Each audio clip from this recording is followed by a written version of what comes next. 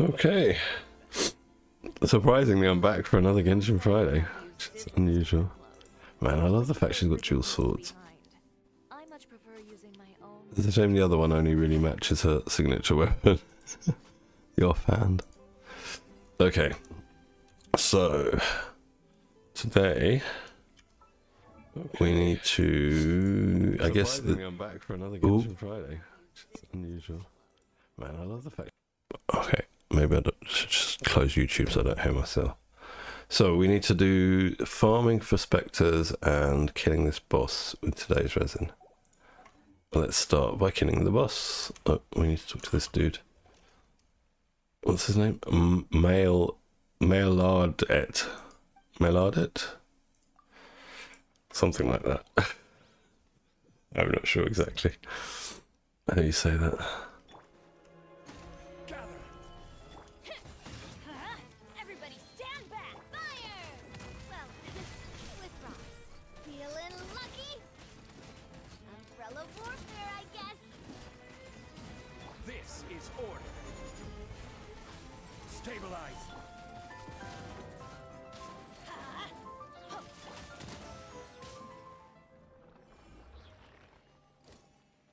Yeah, I'm gonna have to, I think, play Chiori as a support on both accounts. Here she can support Navia, as you've seen, she does quite well. And on my main account she can support Ito. Go here. Yeah, I'm quite glad I got her. I just hope I can make enough wishes on this account to snag Nouvelette, but I won't be able to get the guarantee. But I probably will be able to have a try at the 50-50.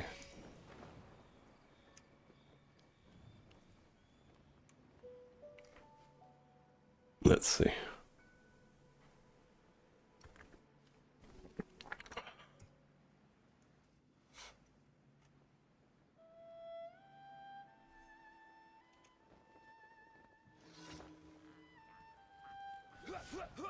Teamwork is dream. This one's got your name on it.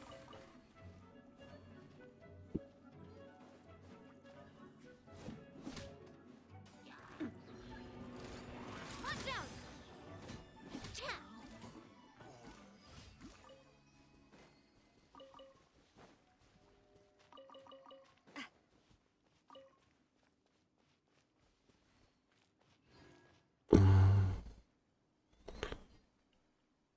Sorry, just checking my phone, and it's nothing important.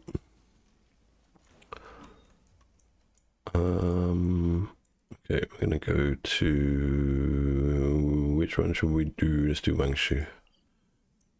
Yan Xiao's Dilemma. Hey Olivia, good morning. Welcome to the stream. Thank you very much. Yeah, I did get her. I got her on both accounts, which wasn't the plan. But after I got her on my main account, I realised that I want her for Navia as well on this account. So, unfortunately, I burnt my resources that I was saving for Nouvelette. But it has made this team a lot stronger. Well, made my Navia a lot stronger. Not that it's made Navia stronger, but you know, the team does. Like, she does more damage with Chiori in the team. And I've changed the team slightly. I put Bennett in. So before I was running Farina, because my thinking is if I don't get Nouvelette, if I fail at the 50-50, I'm going to put Farina back in here and maybe take Zhongli out and just go for pure damage. But if I don't get Nouvelette, sorry, if I do get Nouvelette, then Farina and Jean can go with Nouvelette and Fischl, and this can be my other team. And finally, I can stop using Raiden National on this account, because it's been years that I've been using Raiden National as my second, or it was my first primary team on this account, and then I was just using whatever I had until I got Navia. The thing is, I like Navia so much, I kind of want her on my main account, but I don't want to like spoil You know, like, I'll play her too much, I think. I had that with Ayaka. I got her on both accounts. And I just played her so much, I'm just bored of playing that character now. I don't want that to happen with Navia. So I think I'll just skip her on my main account. And just stick to Ito there. There Chiori is supporting Ito. Here she's supporting Navia. It's all working out quite well. I just need to get her leveled up. Here her talents need doing, because I didn't farm her talent books on Wednesday, which was a mistake. So I've only got level 2 talents. On my main account I managed to get them to 6. So today I'm just going to try and ascend her. I've got 3 more runs and we need 7 drops, so I'd have to get like 2 runs would have to be drop 3 drops, or 1 run would have to drop 3 drops, and I'll be able to get this done today, which would be nice. I like her a lot. On my main account I wanted to start like main DPSing her, but after doing some testing on her, I can't. You can't. She's not viable as a main DPS, I guess, until she's C6, which ain't happening. I haven't got a single C6 5-star. So yeah, that's the situation at the moment. Have I got anything to enhance this with? Yes, we do. Not very far though. Okay. Yeah, she's the sort of character, basically, in my opinion, with Chiori, is if you don't play Navia, Ito, or Noelle, or maybe Ningguang as well as your main like on-field drivers, then I don't think she's needed. She is basically an upgraded Albedo with nicer animations, which is a bit of a shame for Albedo now, because no one's gonna want Albedo. Wait, hold on. Oh yeah, I don't talk to you. I don't want to cook. Man, that fish head is still here. This place must be so stinky. You can have Julian chili and you can have a lotus head. There you go.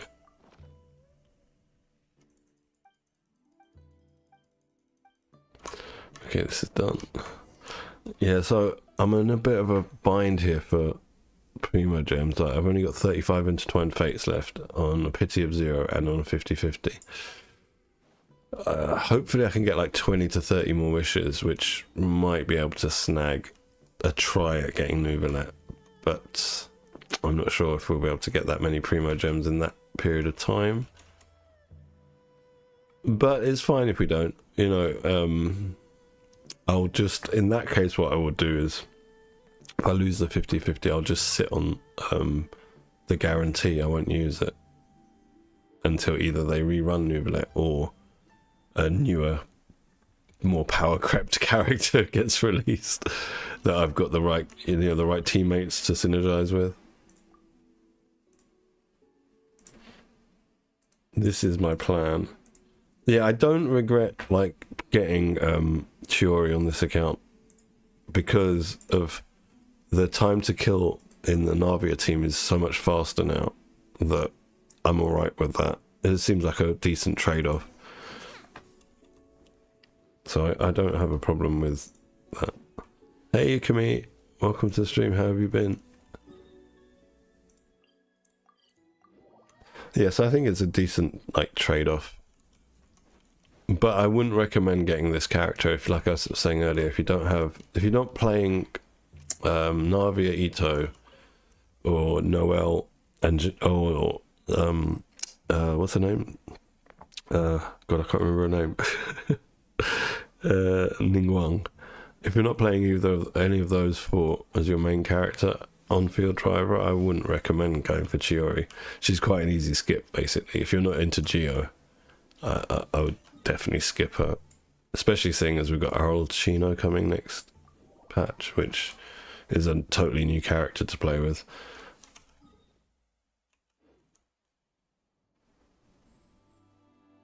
Catching Anya in 50 pools. Wow, that's pretty good. Congratulations. That was very lucky. I had to go to, on this account, I had to go to get Chiori, I had to go to 86 pity. Almost hard pity. And on my main account, it was something similar, something like 70 or something like that. But on this account, it was a 50-50. On my main account, it was a guarantee. I forgot that it was a guarantee on my main account because I got the accounts mixed up. And so on my video, I'm saying it's a 50-50. And clearly it isn't. But these things happen. Mistakes were made. Oh, well, that's good then. If you didn't have Kaching, now you've got all the standard characters. Kaching is actually my highest constellation 5-star character on my main account. I think she's C4. She might be C5. I forget which.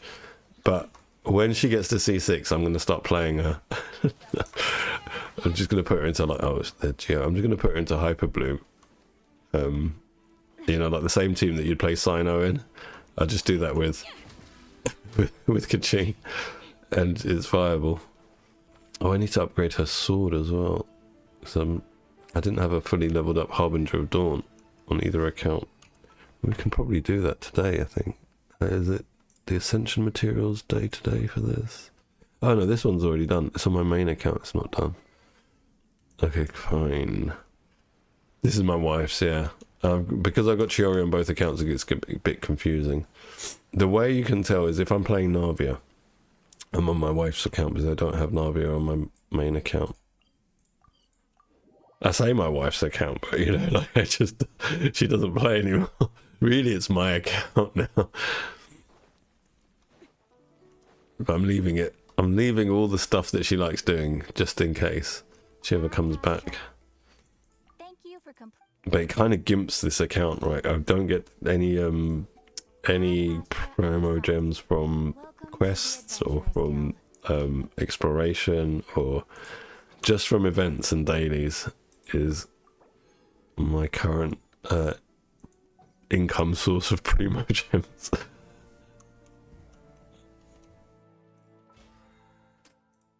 Alright, let's go and do that boss again. I should have been doing it in between dailies. The Icewind Dale Suite, where are they? It's a shame we can't just teleport directly to them.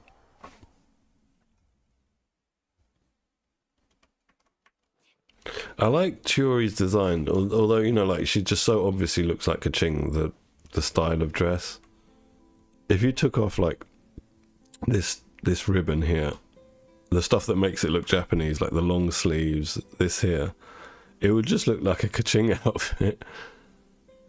And she's got those kind of sleepy Layla eyes, like really sleepy. But I like her hair. Her hair looks good. I normally have a problem with like the headgear in Genshin, like the hats and stuff, but hers looks quite cool. Oh yeah, I like her design overall. I think she's very good. And the fact she's a dual sword user, I love that. I used to always play dual sword characters in MMOs. This is also why my Alhaitham is Triple Crown, because he's got dual swords. But unfortunately, her offhand sword, if you look at it, it will match only the 5-star, her 5-star signature weapon. It will never match, you know, like whatever else you're using. Or in my case, Harbinger of Dawn. It would have been much cooler if they just made her have two of, like, you know, like the weapon you're using, like 2 Harbinger of Dawns. And even like in this pose, she should have had another sword in the other hand. It would look so cool just standing there, holding 2 of them. She just puts that away so quickly. Anyway, these are my pet peeves with her design. Let's go.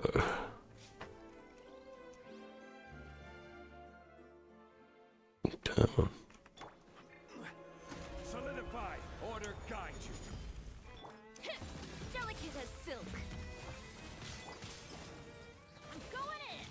Attack! That's the way. This one's got your name on it. That didn't hit for much. This one's got your name on it. Ha-ha. Stabilize. I will have order. I need to get used to doing the constructs away from the mobs so that I can get 2 of these tomato spawns, these puppets. I like the way they don't get destroyed though, like geo constructs. See that the boss's skill just pushed the puppet away. Let's light it up. Coming at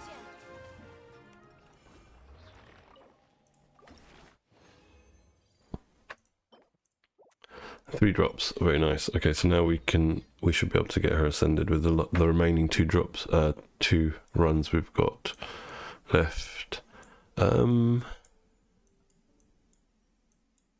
think I might just like unlock some teleports while we wait for the respawn.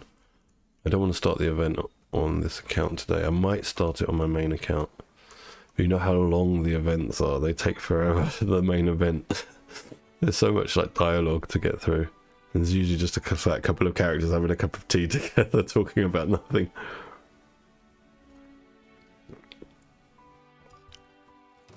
What's your problem, robot dog? I'm just running through here.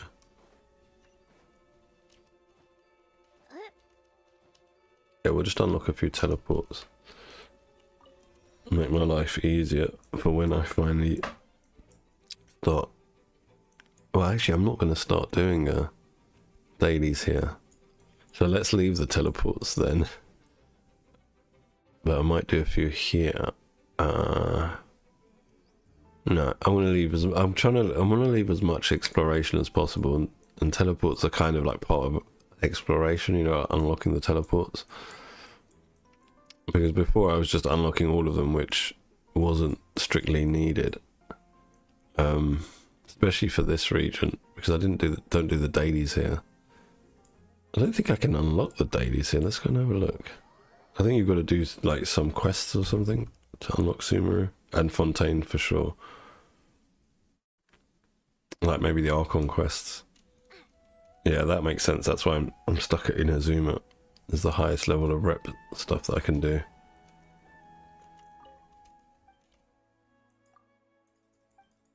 Yeah, he's got nothing for me.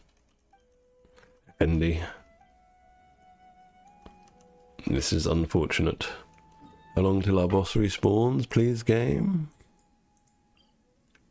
1 minute. Alright, let's go and farm some crystal... Oh, well, let's farm some spectres while we're waiting. We need spectres. For Chiori as well.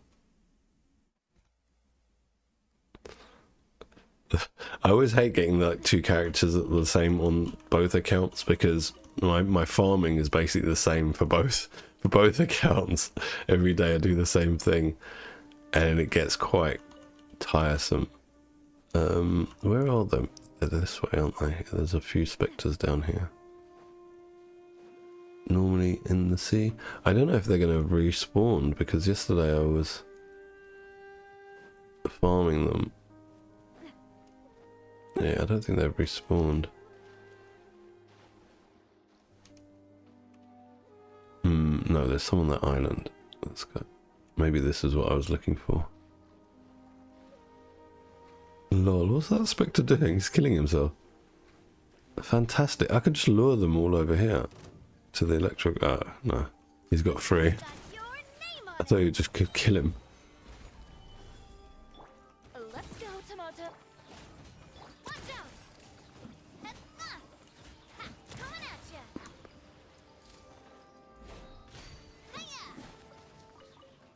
Scale drops. Hi, Alta. You can use it for sure. But it's like its passive isn't going to help much, and its substat is physical damage, so that's not going to help much. I mean, it will help, but I would say Harbinger of Dawn is better. I've actually, on both accounts now, I've stopped using Cinnabar Spindle on her, because Harbinger of Dawn is more versatile. I think I'm not sure about this, I think if you run Chiori with someone like Zhongli or Albedo, someone who puts other Geo constructs down on the floor, or Geo Traveler, I think in that case, like this team, I think Chiori's damage will be higher with Cinnabar Spindle, because you're basically you're ensuring that you're getting the double tomato spawn, the tomato, or whatever it's called, the puppets. And that's doubling the damage output, right? There's 2 of them. And her scaling seems to me to be she gets more offense from defense rather than attack. A bit like Ito, because Ito double scales as well. And he gets more scaling from defense than attack. So from that point of view, I'd say use a defense sword. But if you're not running her with someone else, use Harbinger of Dawn. But I think Harbinger of Dawn is a better all-rounder That's why I'm using it on both accounts, because it's a great stat stick if you can keep her HP above 90%, and you should be able to keep her HP above 90% because she's not really going to have a lot of on-field time. You're literally dropping her in to do her E, maybe do her burst, get her off field, so she shouldn't be taking damage. So Harbinger of Dawn works out a bit better for stats, I find. I mean, you can look at the stats it gives. It's for a 3-star weapon, it gives like 46 crit damage, 28% crit rate. That's quite good. Base attack's low, but who cares of that when her scaling is more off defense, right? Let's put defense sounds on her and go to town.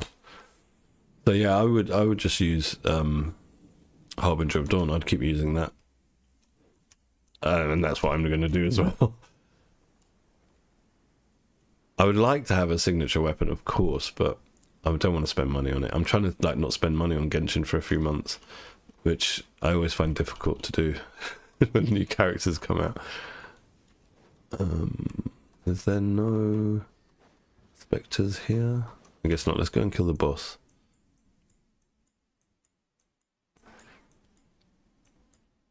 I think Rancor would be like alright. No, I was gonna say I think it'd be alright if she's a main DPS, but I still don't think so.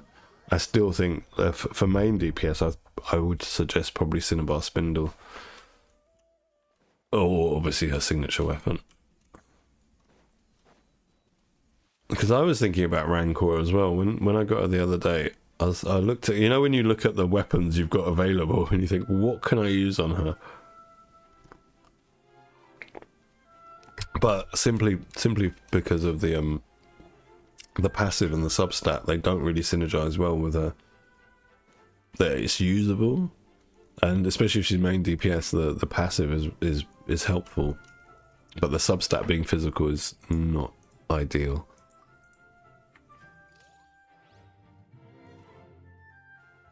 Yeah, I'm quite happy with this team now. I've decided, Blitz, that oh shit, I didn't want to do that. I've decided I'm going to just run Chiori as support from now on. I can't like see that it's going to be possible to run her as main DPS without like her C6. Not effectively anyway. Her multipliers are a bit too low. And in a way it's good because it saves resources. That means I'm not going to bother continuing to level up her normal attack.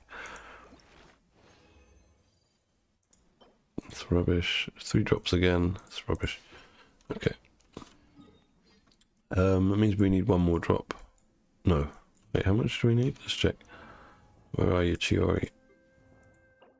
Yeah, 1 more drop. And let's continue farming some spectres while we wait. Inazuma.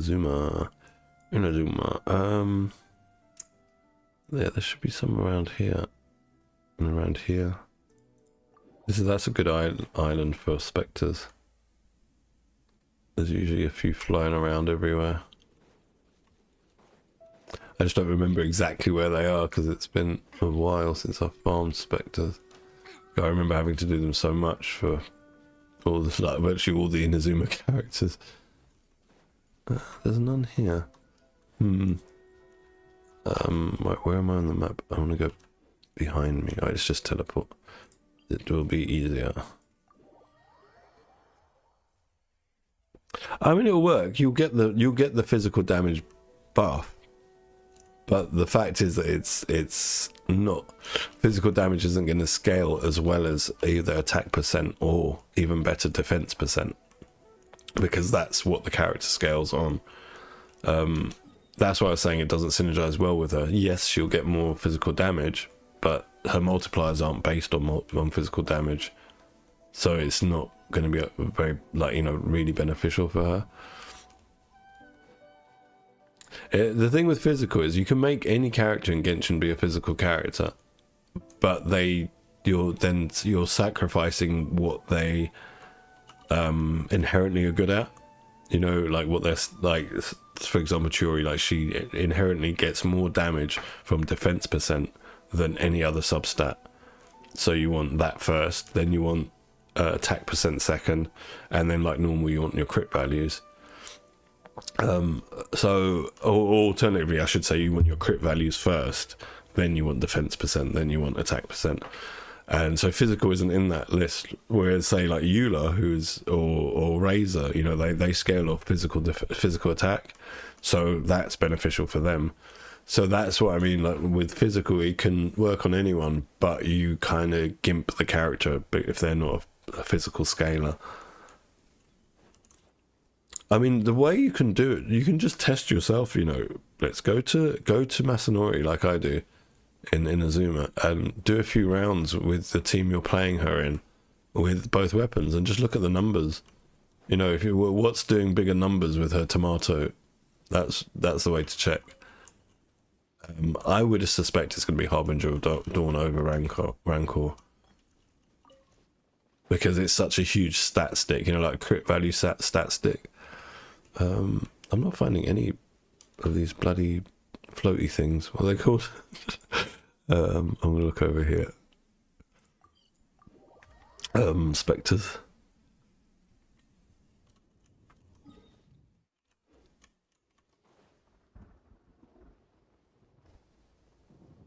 So R5 it gives good stats. For a 3-star it gives good stats. It's that island over there I want.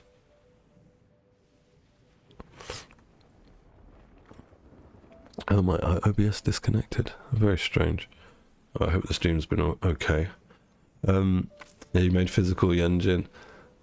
Yeah, Yunjin's another, like, you know, like defense scaler. She scales off defense. She's got really nice animations. I like Yunjin's animations. The dances that she does while she's attacking. I just don't like, again, she's another one of those characters. I don't like the headgear. She looks like she's got a baby's bonnet on her head. Let's group all these spectres up because I can only kill them with Bennett.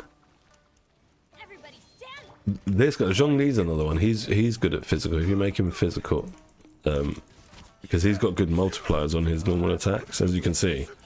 He does decent damage, but I think Vortex Vanquisher has attack percent on it.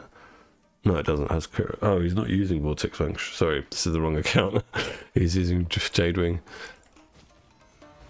But yeah, he has good multipliers on his normal attacks, so you can build a physical Zhongli quite well if you want to build DPS Zhongli. So some characters, because their normal attacks have high scaling on them, they're more viable to make into physical carries. A lot of people back in the day used to use Zhongli as a physical DPS. And his animations are quite flashy as well.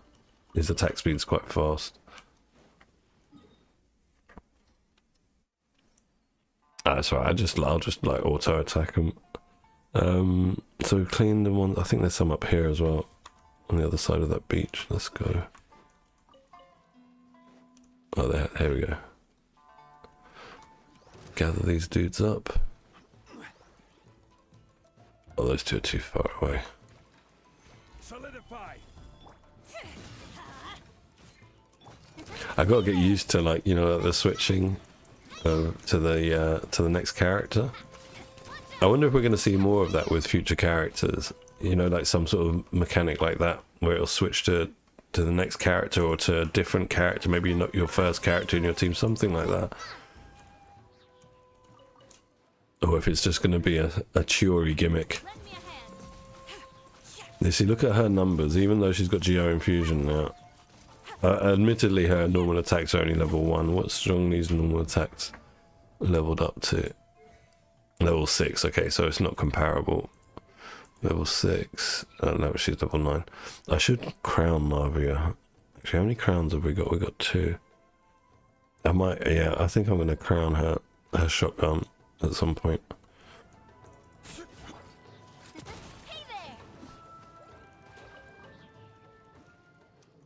Yeah, she's. This is what happened yesterday. Last night when I was off stream and I was just playing around on this account with her, and I realized, you know what, I'm not going to be able to play her as main DPS, which is what I wanted. So then I logged onto my main account as well, and then changed my teams around accordingly. to, you know, like make her be the support, make her be what she's meant to be, basically a support. And it works fine for both accounts, because on this account I've got Navia but I don't have Ito, and on the other account I've got Ito but I don't have Navia, so it works out fine. Both characters get good amount of support from her. I'm just hoping, fingers crossed, that I will be able to snag Nouvelette on the 50-50 on this account when the banner changes, but we'll see. You know, it's part of Genshin. Will you get the character, or won't you get the character? It's kind of nice having that on this account, where I'm not just gonna buy what I want. You know, like on my main account, if I run out of Primo Gems, I'll just spend money if I want the character. But here, it's more like, oh, am I going to get the character? Am I not going to get the character? You know, I have to plan around, sort of have plans ahead of time to make sure I don't gimp the account by wishing incorrectly. But yeah, I'm happy with wishing for Chiori on this account, because it's made this team very strong. Alright, let's go back to the boss and get her ascended, and then maybe level her up a little bit. And at the weekend I'll be farming talent books for her. Well, it's the weekend now, isn't it? It's Friday. Well, tomorrow and Sunday. But yeah, more than likely won't be streaming. I don't get to stream a lot of the weekends because my wife's at home, my kid's at home, and there's, you know, the house has just got people in, coming and going, and all sorts going on. So I don't get to stream at the weekend yet. Hopefully in the future, we've got some plans. When my kid gets a bit older, I'm going to move his bedroom to the back of the house, and then I can use his house, his room, which is just above here, to put my computer into, which will give me a decent Wi-Fi signal, because at the minute, if I put my computer in the back of the house, I won't be able to get Wi-Fi there.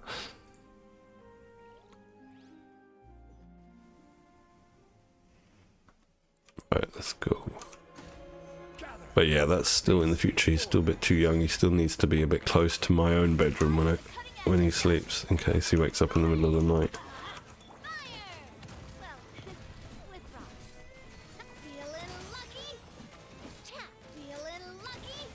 I didn't crit.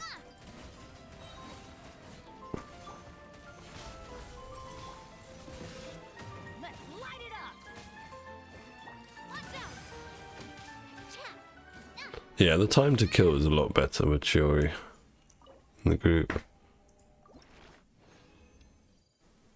3 drops. Meh. Meh. Alright, let's ascend her. Oh no, we don't have the Spectre drops. Let's go to town, see how many we can make. I wish they'd update the guidebook to, you know, to like show the location of all the types of mobs through Teyvat. Because all people do is just either do it from memory or look online for a map, you know, an interactive map to show us where all the things are. So just give us some quality of life and do it in game, where it shows when we go to the guidebook exactly where all of the mobs we need are. It'd make my life easier. Yeah, Bennett heals his circle. If you're in his circle, it heals. And he's got good healing as well. And if you're in his circle, it gives you attack % boost as well. So he's a buffer and a healer. And he's got fairly decent damage because his elemental skill has quite low cooldown. I think it was 3 seconds or something? 4 seconds. It's quite a low cooldown. So you can just do that, do that. You know, you can make DPS Bennett. He does have energy requirements though. If he's solo pyro. That's why I switched to Skyward Blade on him before I was using a Killer Favonia. I wonder, actually, a Killer Favonia's got, it's physical, isn't it? I don't think I can use it on her. Yeah, physical damage, attack is increased. Attack is increased by 20%. Triggers on taking damage. Oh, okay, triggers on taking damage. Yeah, it's for someone who's on field.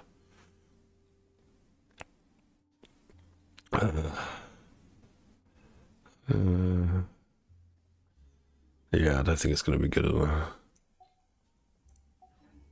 No one's joined me on an adventure in ages. Come on, let's go.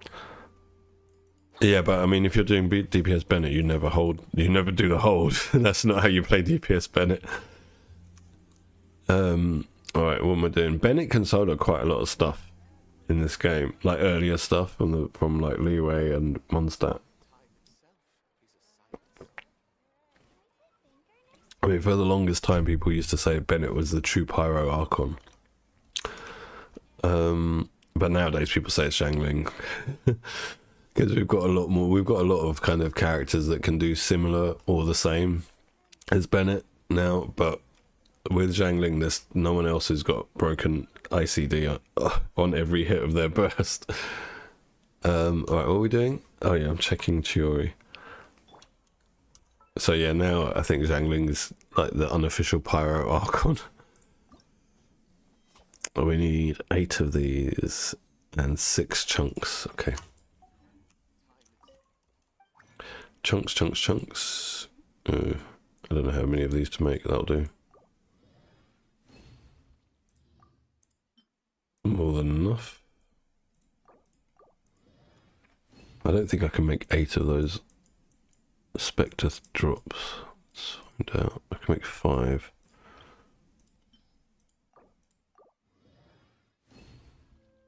One bonus. Alright, we need 2 more.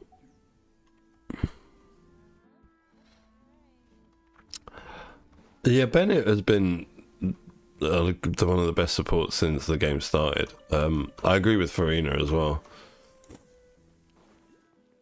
And Navia as well. I mean, other than Venti, I think all of the Archons are good supports. Even Raiden, if you build her for EM, she becomes a off-field EM driver stroke buffer. So, yeah, every one of the Archons, except even Venti to a degree, is a decent support if you need grouping for small mobs. But that's about it.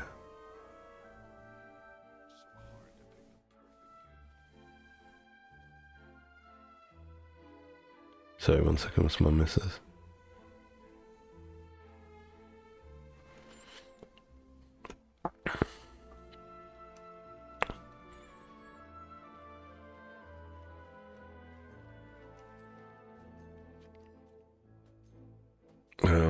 Alright, sorry about that. I mean, the thing is, Farina, what she does is she buffs like damage, whereas Bennett only buffs attack. So if your character doesn't have any attack scaling, you know, like say Chiori didn't scale off attack as well as defense. If she just scaled off defense, his buff wouldn't help her. But the thing is with Chiori, she doesn't snapshot as well. So the only time Bennett's buff will help Chiori is when Chiori's on field. Then Bennett's buff will buff the puppets, the tomatoes, but she won't keep the buff. She doesn't snapshot. That's why I've got her going before Bennett in my team order. So Zhongli first, Chiori second. I can quickly switch to Bennett from Chiori, put his buff down, and then go to Navia. Navia scales off attack, and then could switch to Zhongli. He scales off attack as well. His what's it called? The meatball. I call it the sky meatball. His burst. I don't know what it's called. That gets more damage from attack buffing. So. But that's the reason my team order's like this. But so like other characters that can snapshot like Xiangling, they don't need to stay in Bennett's burst. They just need to, like, once Bennett activates the burst and they're in it and they activate their own burst, they can then leave Bennett's circle and they'll continue to have his buff on them, and that's what snapshotting is.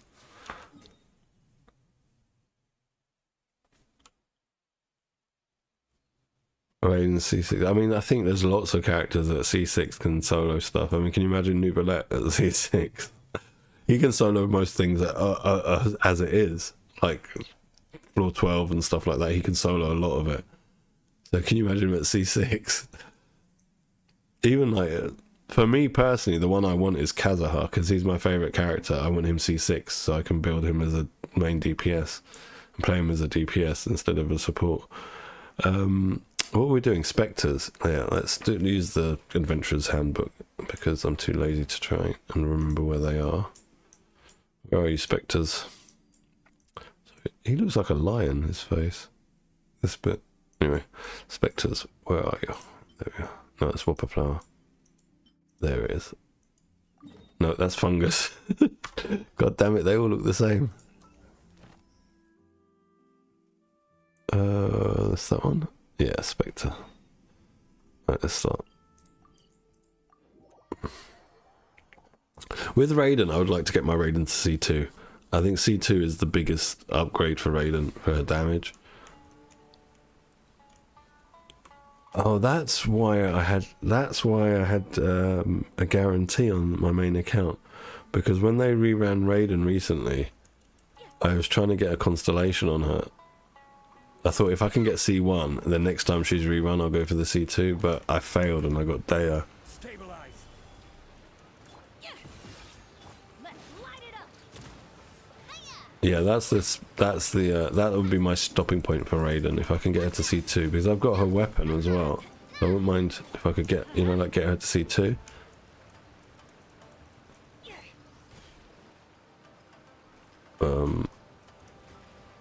Look. Why aren't you attacking, Bennett? I was pressing E. Maybe I was pressing the wrong button. Who knows? I certainly don't. Can you hit them, please, Navia?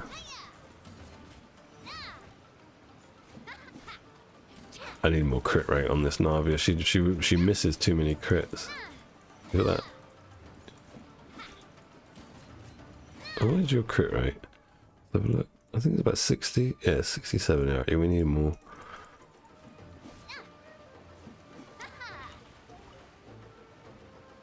This one's got your name on it. The thing is, in Inazuma, most of the Spectres tend to be Geo or Hydro, so it kind of like is the same difference. He'll kill the Geo ones quicker, but then the Hydro ones will give it as much problem as the Geo ones do to this team. And plus, I want to play my new toy, play with Chiori. Where are all these Spectres up here?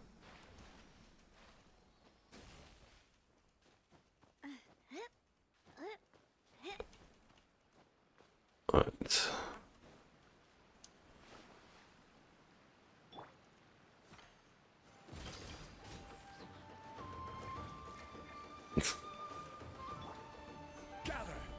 So I should have done that first. Oh, it still spawns a second one. Okay. That's good. So if you put Chiori's puppet down and then you make the Geo construct afterwards, it'll still spawn the second puppet. That's quite good to know. I didn't know that. Solidify. Everybody stand back. This one's got your name. What did I shoot at there? Just the nothing. Feeling lucky?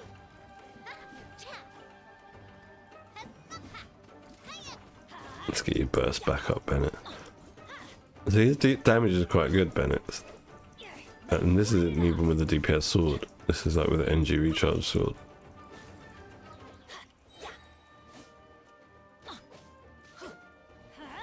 That's gonna hurt in the morning. Yeah, Kaz at C6 can become DPS. When I first got him, I was playing him as a hybrid. So I had about 500 EM on him, and like I can't remember what the crit stats were. Something like 160 and 160 and 80 crit value, and his personal damage was pretty nice. But when testing against Masanori, as I do test, you know, characters, the time to kill for the entire team was significantly faster using him as a support. But at C6, where is he on? Let's have a look. I can't remember what the C6 does, but it makes him viable basically he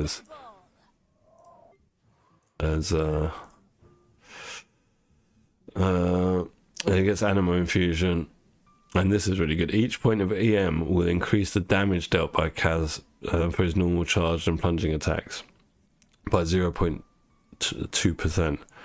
So if you got like, what's that? Like my CAS at the minute is rocking about 1,000 EM. So yeah, 1,006 EM. So you can do the math. What's that going to be? About 200 extra damage, I think. And it's damage, and which is different from attack. Like damage is a different stat from attack. Like and then there's true damage as well. All these different stats. Come out of the shield, please, dude. I can't hear you there. I'll just let the no. Come on, follow me. Follow me. Follow me. Follow me. Adventure time. Is he trapped inside that shield? No, he's not. Let's light it up. Yeah, I know how she works, but you're not listening to what I'm saying. I said what is good about Shiori is if you spawn one tomato and then you go off her and you do another geo construct, the second puppet will spawn without Shiori having to reactivate the skill. That's what I was saying. That's unusual because normally if you put a skill down and then there's something that modifies that skill, but you haven't put the original skill down correctly, you have to then reapply the secondary skill. In this case, you don't have to do that, in Shiori's case. Let's light it up. Which is good to know, because basically if you fuck up and do things in the wrong like rotation, you can just like rectify it with only one character. You know, you don't have to mess your rotation up to go back to the Shiori to get the second tomato put down.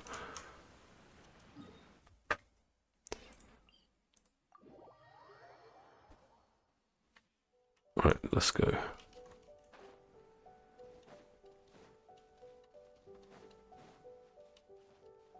Let's go, let's go, let's go.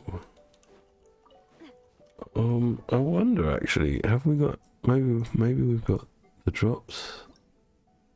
Me too. I reckon we can probably craft them. Let's go to town. I don't want to do needless farming. Oh yeah, also, you know what I just remembered as well, we were talking about take Nouvelette. I don't have that team on this account. I don't have Nouvelette to take. I want to have him. I don't have him. He would make this account be really cracked. This team, and with Nouvelette and Farina as the second team, the account would be getting 36 stars every time. These.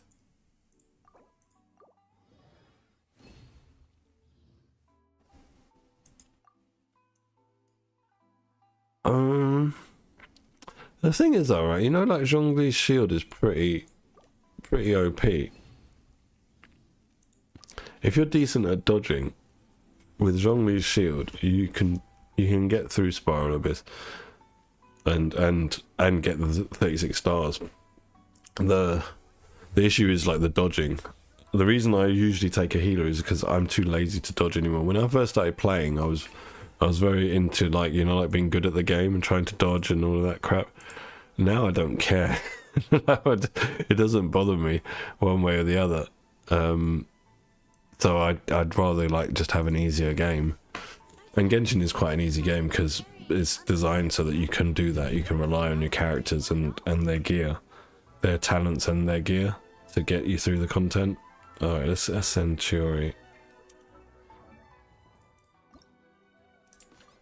Sweet. And we can get her to 1 level. Alright, you can have 1 level. And we get an acquainted fate. What's our history on the standard banner? We've got 4 wishes. And, oh yeah, we did this yesterday. The thing with Noelle is, because she heals as well when she's on field, it can kind of make up for the lack of, oh my god, it's a 5-star. It's Chi-Chi. Well done. Alright, I wonder what constellation Chi-Chi is on this account. Let's have a look. Yeah, so it can kind of, Noelle can kind of make up for having a low, like a bad shield. not bad shield, but oh, I didn't have her before on this account. It's my first Chi-Chi on this account. I think I've got a C2 on my main account. I don't have anything to level her up to 20 with to get the acquainted fate back that I spent on getting her. Let's go and see Tubby and get some talent books. Not talent books, level up books. That wasn't good luck, man. I would have much rather preferred to have like a constellation on Jean. Just because Jean is, I use her quite a bit with Farina now. And Jean C4 is a really good constellation.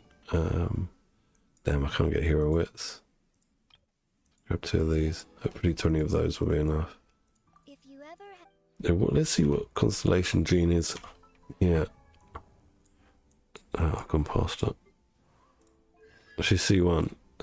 Yeah, this constellation, like, within the field created by Dandelion Breeze, all opponents have their animo resistance decreased by 40%.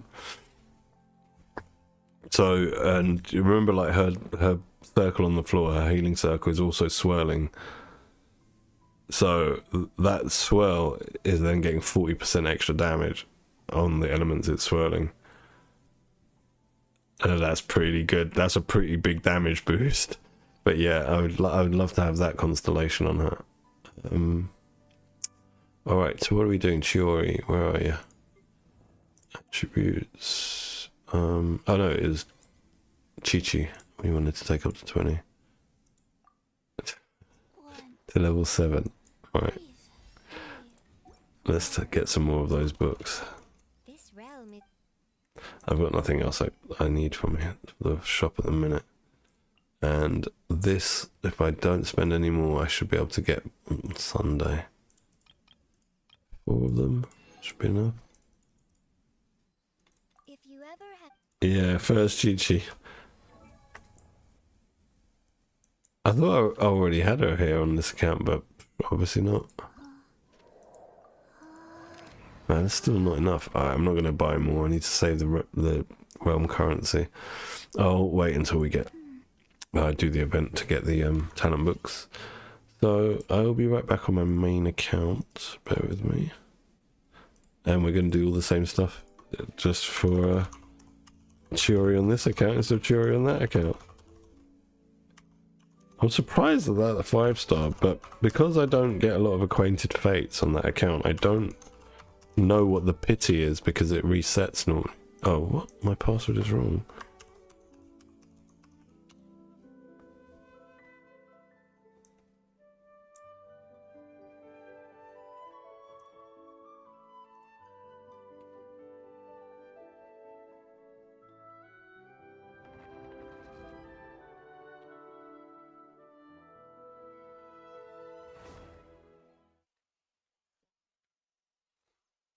Yeah, but only with Nahida, with Nahida's help. On field, Nahida is pretty strong. Well, that's why, because on this account, where's my Nahida? Because I've got her weapon on this account, I got that. I leveled up her normal attack as well because on field she's quite strong. She's really good all rounder. But I mean, he's designed to just do damage. He can't give you a Dendro application like Nahida can. He can't give himself a buff like Nahida can. He just is about doing damage, whereas she is a bit more versatile than him. And for him to be optimal, you need her. She doesn't need him to be optimal. Do you know what I mean? And she will create any kind of Dendro reaction that you want. She will be the best Dendro applier to create it, followed a close second by him. And they're the best at doing that job. Whereas he's only got one job, and that's damage. So yeah, he will be better than Nahida, but only if she's in the group with him. There's like a caveat to that. Yeah, the Archon, like since the Zhongli fiasco when he was first released and his shield wasn't buffed, excuse me, there was a big outcry from the Chinese community, and then they retroactively buffed Zhongli's shield, so he wasn't as strong as he now is, shield wise. Since then, they've made sure that all of the Archons are top tier, and that's why you shouldn't miss an Archon. Basically, there's I would just from their pattern, Venti was the first one, and they kind of didn't follow that pattern. And I think they was planning to not continue following that pattern. But then the outcry from the Chinese community, Genshin community, about Zhongli being weak made them rethink their ideas about, all right, the Archons should be strong because that's what our players want. And that is what I want as well. I want the Archons to be strong. I'd like Venti to be stronger than he is. But at least with Venti, his lack of strength ties into the lore of the game. You know, because he's given his people freedom, he doesn't get the power from their prayers to be strong like the other Archons do. So it kind of makes sense from an in-game perspective, but at the same time, he's an Archon and I would like him to be stronger.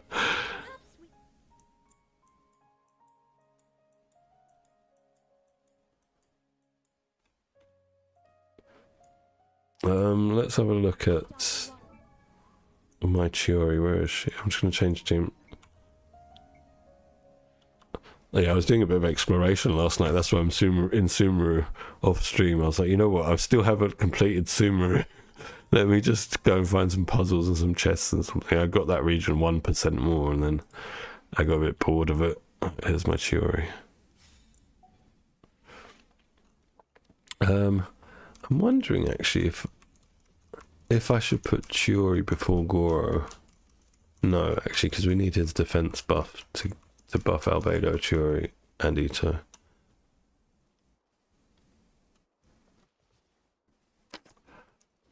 I'm really hoping that when they release skins for Nahida and for Zhongli, we get those skins, like the Morak skin, the Rukkhadevata skin. I've seen there's a private server somewhere. I don't know where the server is, but I've seen like a picture of, and it's a private server where someone's modified Zhongli to have the Morak skin, and it looks fucking epic, man. I was like, dude, I want that in game. I'll pay money for that happily. But yeah, well, they're so slow with releasing skins that, you know, you have to just take what you get, and most of the skins are bad. I just the 4-star skins, a lot of them are so ugly. Let's have a look at some skins. Oh, he doesn't have one. Like, Ayaka's skin is so bad. Like, she looks so cute and pretty here, and then her Mondstadt skin is just like, what the fuck is this? Is she like farming sheep or something? Little Bo Peep? What's going on here? Like, seriously? Like, she's one of my favourite DPS characters, and you make her look like this. I'm sorry, I'm not going to be like using that skin. I like Klee's skin. I bought it on the other account because it's really cute, but I don't have Klee on this account. Who else has skins? Even with Shogun, imagine she got the, you know, when she gets the armor when you fight the boss. Imagine that was her alternate skin. That would be so freaking sick. Boss skins. Make those be the 5-star skins. I don't know who else has skins. The pay-for skins anyway, not like the free ones we got. I can't remember. Anyway, well, it's not important. This is my first gacha game. First serious gacha game. I played a few others like casually on my mobile back at, like, a few years ago. I even tried Honkai Star Rail like years ago, but I didn't like the fact that it wasn't fully open world. And I know they've got open world zones in it now, but yeah, back when I played it, it was all very corridor linear based, so I stopped playing it.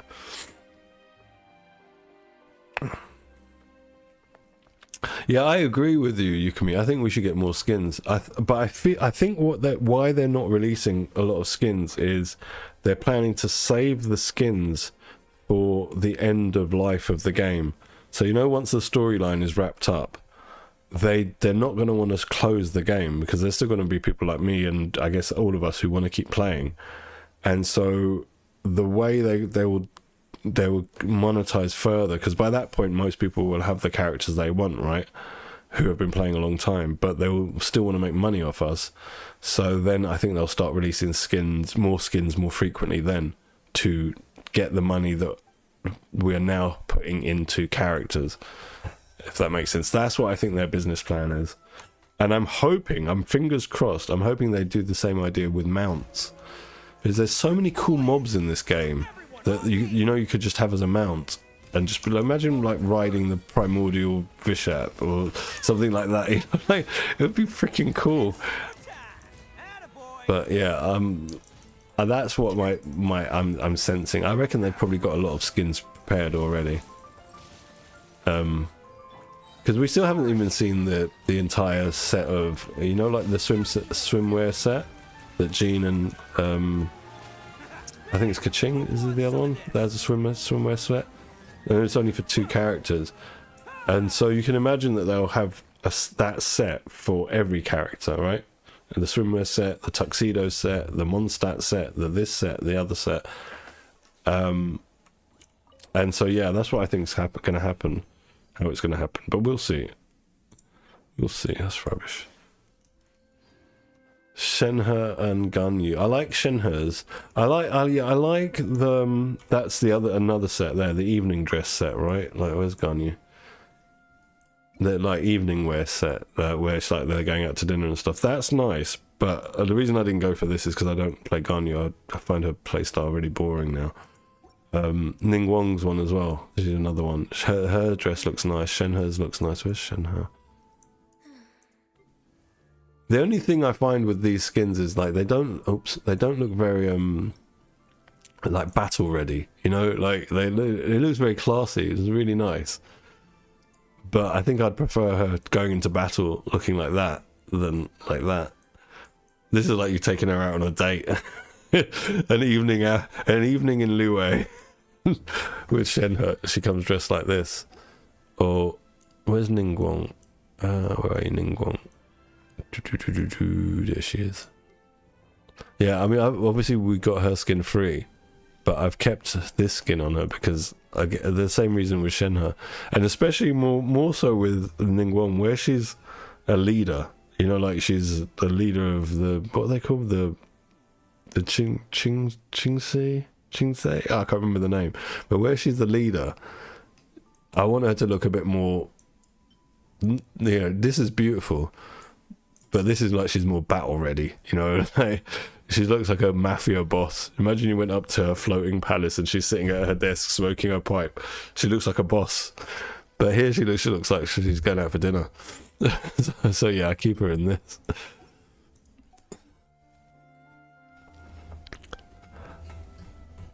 My guess is they don't want free-to-play players to be left out, since they seem like 8%. I agree with that as well, Yukimi.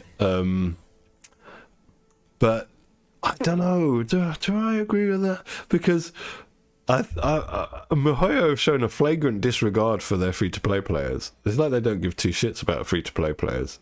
That's what my experience of playing the game has been. I don't know if I think that. I'll have to think about it further. Oh, you're into the boob physics, are you?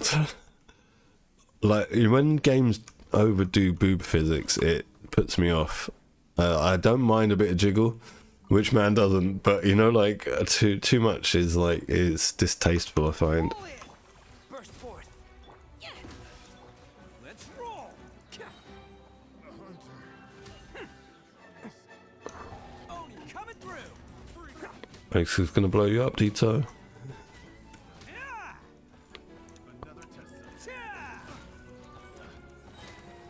Ooh, he's almost dead.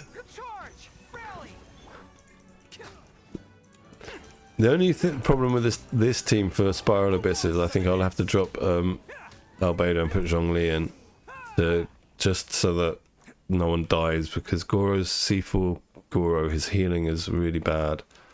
I've even had to put a healing circlet on him, and it still hasn't got very good healing. So yeah, I think I will have to drop Albedo for floor 12 anyway, to make this team viable. Unless I can, excuse me, get Goro's healing up. I don't think I've enhanced yet. Yeah, I didn't have enough gear to artifact XP to enhance this all the way up. No consumables found. And he's so energy hungry as well. His energy requirements are pretty high. Fall in. Coming to be. Bam! Scraps of color. Scatter! Where's this dude going? Advance. Bro, are you really that scared of me that you're going under the sea? Under the sea. Under the sea. I can't get him there. Come over here, dude. Come on. Are you stuck? Is he stuck? Here he comes. Everyone on me. Damn it. Let's roll. And I can't get the drops. Oh wait, this is spontaneous now. I can dive. I was in Sumeru yesterday, and I dived into the water, and I thought, oh great, I can go under the water and see what's under here. And it's like, nope, no diving allowed in this region. I don't have C6 strongly, bro. I don't have a C6 anything 5-star. I think my highest, like, non-standard banner 5-star is Kaz. He's C3. And I only got his C3 by mistake. His C2 and C3 I got by mistake, where I was pulling for the other character. This was like back in, you know, before there was split banners. So you had one banner and you had 2 5-stars on it early in the game. And I got the constellation on him both times, which didn't bother me too much. Wait, was that how it worked? Am I remembering wrongly? I can't remember. Or was I might have been going for 4 stars on the banner, and I didn't want the other 5-star character, and I accidentally got constellations. No, you know what? I remember what happened. I remember now, I have bad memory. When I first got Kaz, I went for his C1. Where is he? Because his C1 is quite good, if I remember rightly. Yeah, I got his C1 because that gives you 2 E's. And then when I got his C1, I saw that his C2 is really good because you get 200 extra EM from his burst, for anyone that's in his burst. So I thought, oh, you know what? I'm going to get his C2. And then I stopped. Yeah, I got his C2 on his second rerun. I got a C1 on his first run. And then this was a mistake, C3. I was trying to get 4 stars on his banner, and I didn't want the other 5-star, or constellations on the other 5-star, and I got this. But ideally, I'd like to get this. Yeah, we'll see how that goes in the future. I'm definitely not going to be wishing for him on this banner, because on this patch, sorry, because I need to save up for Arlecchino.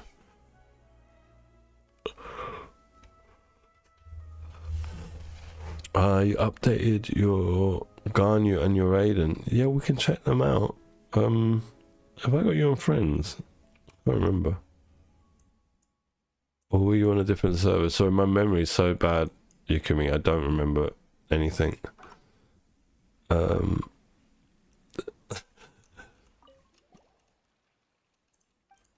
Beidou's pretty good. I like Beidou, but she's so constellation dependent, that character. Sunset Stars, right, let's just kill this boss. Fall in. Coming to be. Feel And we'll have a look. Attaboy. It's showtime.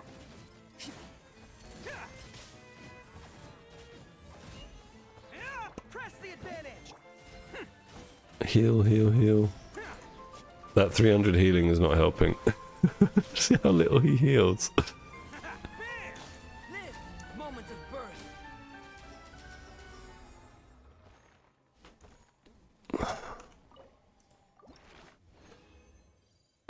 Alright, let's have a look at your Raiden and your Garnu. Oh, for friends. There you are. Excuse me. Raiden, okay. Let's have a look. Holy hell, that's a lot of ER. Damn. And with that crit, that's really nice, man. I can never get ER like that with that crit. That's really nice. And lovely. Oh man, you got the C2. Yeah, triple crown, as she should be when you've got C2 on it, and your Ganyu. That's what I'm looking for. Oof, that's a lot, isn't it? 75,226. That's very good. And what set are you using? Golden Troop, as I would expect for Ganyu. Very nice. Are you using Thundering Pulse on her? Guess it's a good stat stick. Ganyu skin. Oh wait, sorry, I mistook you talking Alter for Yukimi. I didn't look at the name. Okay, very nice. Very, very nice. Alright, let me just heal up this team and heal up Ito. As you can see, like, you don't see the damage there that Ito's been taking, and Gora's healing is just not sufficient. Perhaps with enhancement to that healing circlet. I think I did try though. You know when I first got Goro and I got him to C4, I think I tried a healing circlet on him, and it was rubbish. But I since have got rid of that piece or something. I don't know. He's got 16% extra healing now. Has he got his burst ready? Let's see how much it heals for. Oh, it's healed. Everyone's healed for the statue.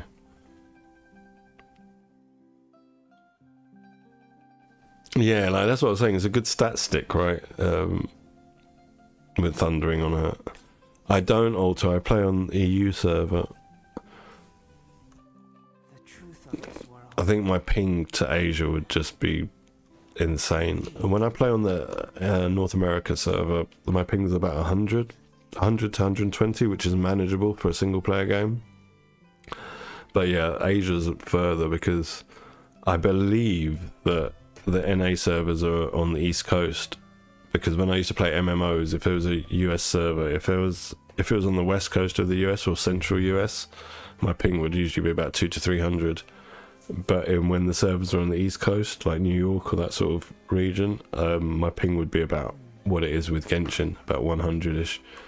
So I think their servers are based on the East Coast. But Asia server, I just haven't bothered trying because normally it'll be like 200 to 300, which I find I can't play it then because there's too much rubber banding that goes on.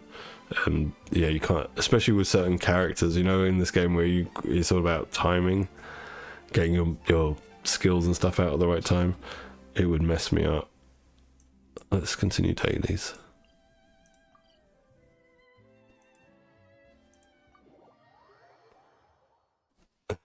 Yeah, I've got time for all my characters.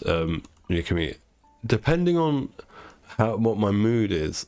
Like as you saw when I logged onto this account, I was on my Zhao team because last night I didn't really feel like playing Chiori too much because I'd spent the stream, you know, playing her on 2 accounts. And so in the evening I thought, oh, I'll play this and I'll play that. You know, like whatever takes my fancy.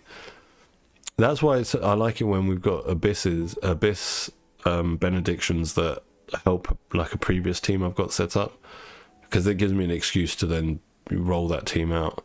That's why sometimes you'll see me like playing D-Look. I'll just bring him out just because I haven't played him for ages.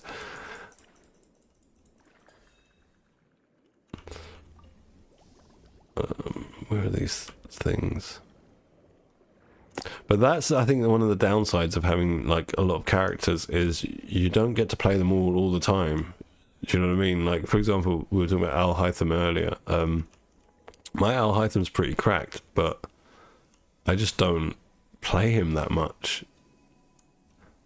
Not for any specific reason. I like the character, I like his design, I like his damage. He's really well built. I just don't play him that much, you know. And I find that I've got that with a lot of my characters because I've got such a large roster. If I had a smaller, more concise roster, I would be playing the characters that I really like a lot, you know, more often.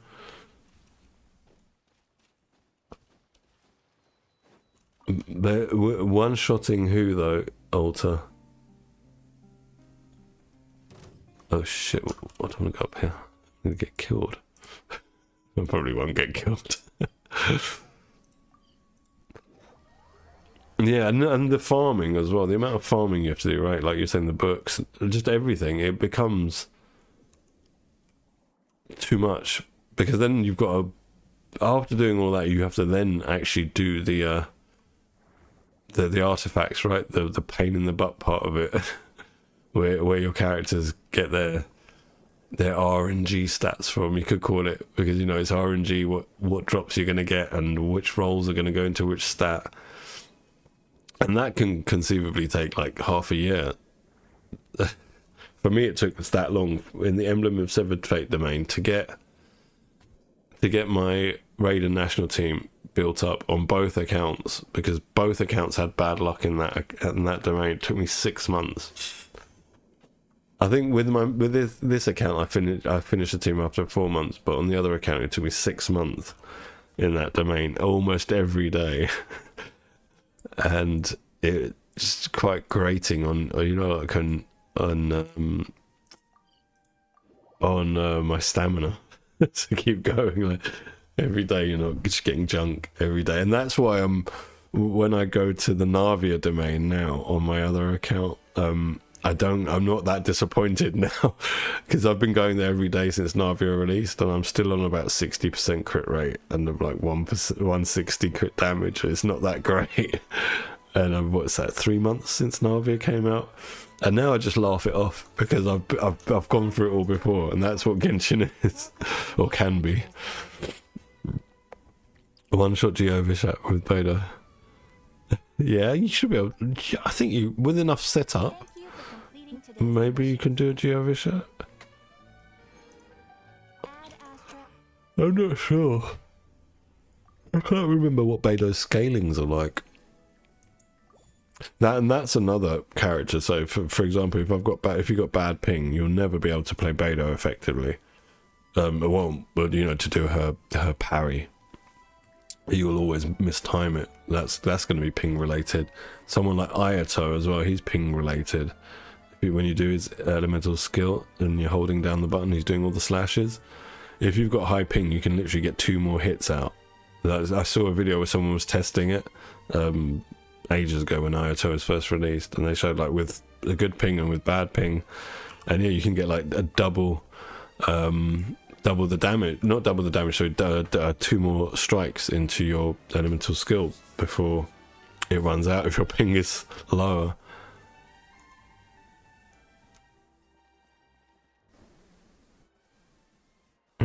With DPS Barbara, man, there's a lot to be said for DPS Barbara in a Bloom team as the driver, even though they fixed the bug. You know, she was bugged when they first released Dendro, and she could proc like infinite blooms. Yeah, they fixed that. They put some ICD onto her, but she's still good in a Bloom team. I think it's probably the only use I would have for Barbara, if I was lacking the characters that were required. Oh, let's go and do the boss. I'm just running around talking. Let's see if we can't get this Chiori up a bit as well. I'm gonna have to drop you, Albedo. Unfortunately, this is why I feel bad as well for Albedo getting Chiori, because Albedo now is not gonna have any love, because I can't afford to keep him in this team, but I can't afford to really drop anyone else. I can't afford to drop him, can't afford to drop her, and he's the main damage dealer. So you gotta go, Sonny Jim, and Mr. Lee will come and take your place.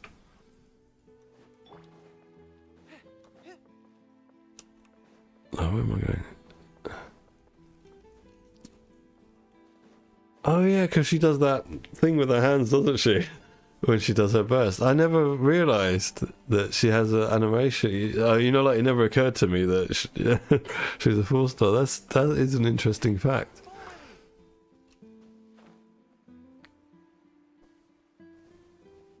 Yeah, poor Albedo.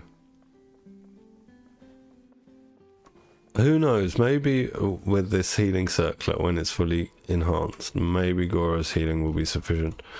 But the fact that it's a burst healing that ticks rather than a burst healing that does instant large amount of healing makes it a bit more unviable, in my opinion.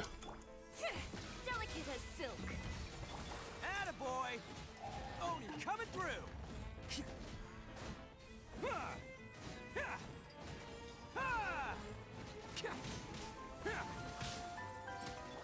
Advance! Everyone on me! Crumble! Oh, they're dead. Stop doing stuff. I was just doing my rotation, didn't realise they were already dead. Oh, is that right? Okay, that would make sense, right? That if they planned it to be a 5-star, they'd make the animation. Yeah, that makes perfect sense.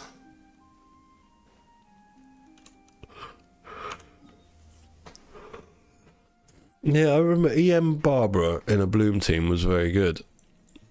I had fun because she like shoots her, you know, where she's Catalyst, she shoots when you do normal attacks, she shoots very quickly. I remember her attack speed is quite fast. And her movement isn't too slow as well, because there was a lot of, you had to reposition a lot when you played her in that team to stop her taking damage, basically. So you're constantly moving around and stop getting the blooms exploding on yourself as well and getting self-damage that way. It was quite a fun team to play. I enjoyed it. I enjoyed like the what's the word? The novelty of playing Barbara in a DPS role, or a driver role, I should say, because she wasn't really DPSing, she was just driving the reactions. Let's go and hunt spectres, that's what we should be doing. Top 3 favourite burst animations. I quite like Chiori's. I don't know if it's going to be top 3. I don't know what my top 3 are. I like Chiori's. Ito's is alright, because I like Ito's because it matches his personality. You know, like it's showtime and you get a good view of him. He looks quite cool in his pose. Who else? I can't think. Zhongli's is quite impressive. It looks quite good. I like Ayaka's. I don't like Ayato's because you just see his eyes. It zooms in on his eyes and his sword. I can't remember. How about you guys? Well, who are your favourite burst animations? Let's look through my characters and think. Hers is alright. His I don't like. It's just a big foot with a ball attached to it. Oh, I like Kaz's. Kaz is good. Oh yeah, his is freaking cool. Zhao's is cool. When he puts the mask on, that is cool. I like that. Venti's, I can't remember what his burst animation is. I haven't played him for so long. Ryze's is a bit boring. You just see like this from the side. You see his hand and his fist, and he goes like that. That's a bit boring. Shenhe's isn't bad. That's quite nice. Ganya's is pretty cool. Yeah, when she goes like that, and this, you know, the camera's from behind her looking up. That looks cool. Yeah, Ayaka's is nice. Oh yeah, hers is pretty cool. She pulls the sword out, and that's pretty damn cool. His is a bit rubbish. His is that's alright. Hers is quite cool. I like Nahida's. Farina's is a bit rubbish. Nubilet's is a bit rubbish. Nilu, what was her burst animation? Oh, she does the dance. Yeah, I like hers. Hers is good. She does a little dance. Ayato's I'm not too keen on. Yelan's is quite nice. That's good. Kikomi's is a bit rubbish. Mona's is pretty nice because you get all that witch-looking stuff. You know, all the I don't know what they're called, glyphs and hieroglyphs and stuff. Yeah, all that stuff she's doing now on the screen. All that stuff. That looks all quite cool, quite witchy. His is quite cool because he has a transfer. You know, like his daggers come out and they're glowing. That's quite cool. Yoimiya. She just jumps in the air, doesn't she? Just not that impressive. Hu Tao's is not that impressive. His isn't bad. Who else is 5-star? I quite like his. I like Jean's as well. The way she holds the sword in the middle, and that looks cool. Let's see. Yukimi is. Oh yeah, Miko's is cool. Yeah, I forgot about that. I like you know with Yae Miko, what I like is like she's got a naughty smile. When she looks at the camera, she looks like, oh, you're in trouble now. And then the lightning just starts coming down. That's cool as fuck. Nahida's is good. Yeah, I like that. Kaz, I like that. Zhongli, Nilo, and Wanderer. Yeah, I don't really like Wanderers, but I like Zhongli's and I like Nilu's. Who else we got? Kaching's isn't bad. Tignari's is boring. And I don't think there's any more 5 stars down here. Chi-Chi's, I can't even remember what her burst animation is. Same with Dea, I can't remember their burst animations. And there shouldn't be any more 5 stars down there. No, there isn't. Okay, let's go and kill some spectres. That's the wrong island. And this is the right team because the spectres that are on this island are Hydro. So it's fine. Stamina, please. Thank you. Oh, I could have used that doorway, couldn't I? To teleport over here. I forgot about all these mechanics in Inazuma. It feels like it's been so long since I've spent time in Inazuma. Fall in. Next customer. Let's roll.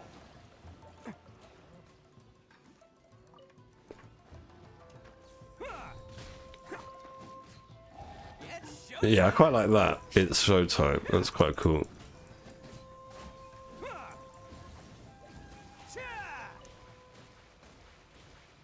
Can't catch me. Is there more down here? I forget where we are.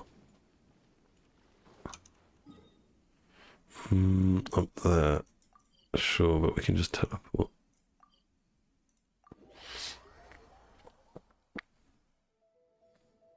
Is it Fire Punch? I can't remember it.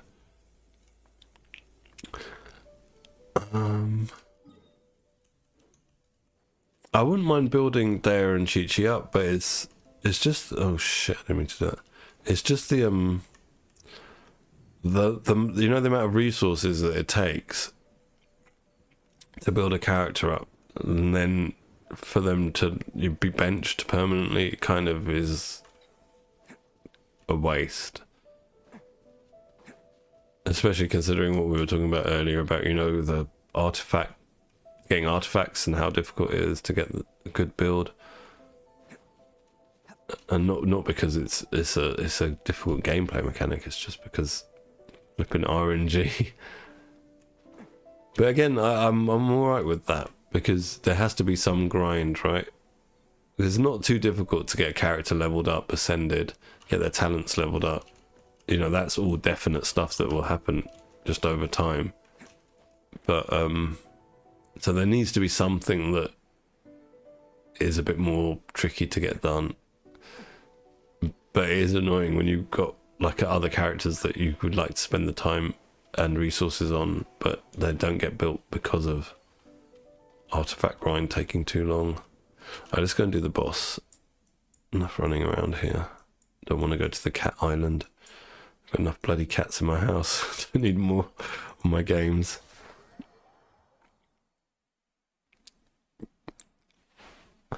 Okay, I tried the Japanese dub in the game because when I started playing I didn't realise there was different regional dubs that you can have, and I must have been about 4 months into the game, and for a few weeks I switched to Japanese, but I just couldn't get used to it. You know, like it's like back in the day when anime was really difficult to get over here in the West. I used to have to go to Chinatown and buy bootleg copies on VHS. The people had taped from over in Hong Kong and then brought over. So it was watching anime that's dubbed in Cantonese, so it's not even in Japanese, and there would be no subtitles, so I'd have to ask my Chinese friends to translate for me. It was really funny, but because of that, if I ever watched an anime like from back in the early days when did get dubbed in English, I find it really difficult nowadays to watch it in Japanese. But if I've watched a series originally in Japanese, or like with the game, if I started playing it in Japanese, I'm happy to stay with Japanese.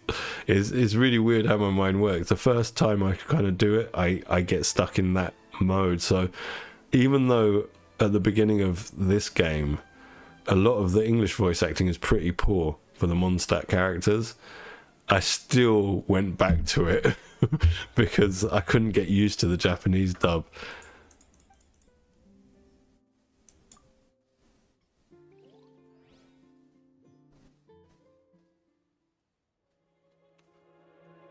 I think Zhongli says order guides you as well. Charge! That's one of Zhongli's lines. Attaboy! There's a lot of character traits that are shared, I think, between Zhongli, like personality traits between Zhongli and Neuvillette. They both got that kind of daddy vibe, you know, like, you know what I mean? They want to take care of everyone and be like the good daddy. That makes sense. Ooh, 2 hats. Ah. Bad subs though. If that would have been one of the crits, this would be worth investing in. Alright, Chiori. Hopefully I haven't over-farmed for you. Well, not by a long shot. That's fine. And 6 gemstones. So we are out of resin. We've done our dailies. Is there anything else left for me to do today in Genshin? I suppose I can keep doing the boss. Use some fragile resin. Not much else. Excuse me, not much else for me to do yet. Alright, let's farm spectres and I'll use fragile resin to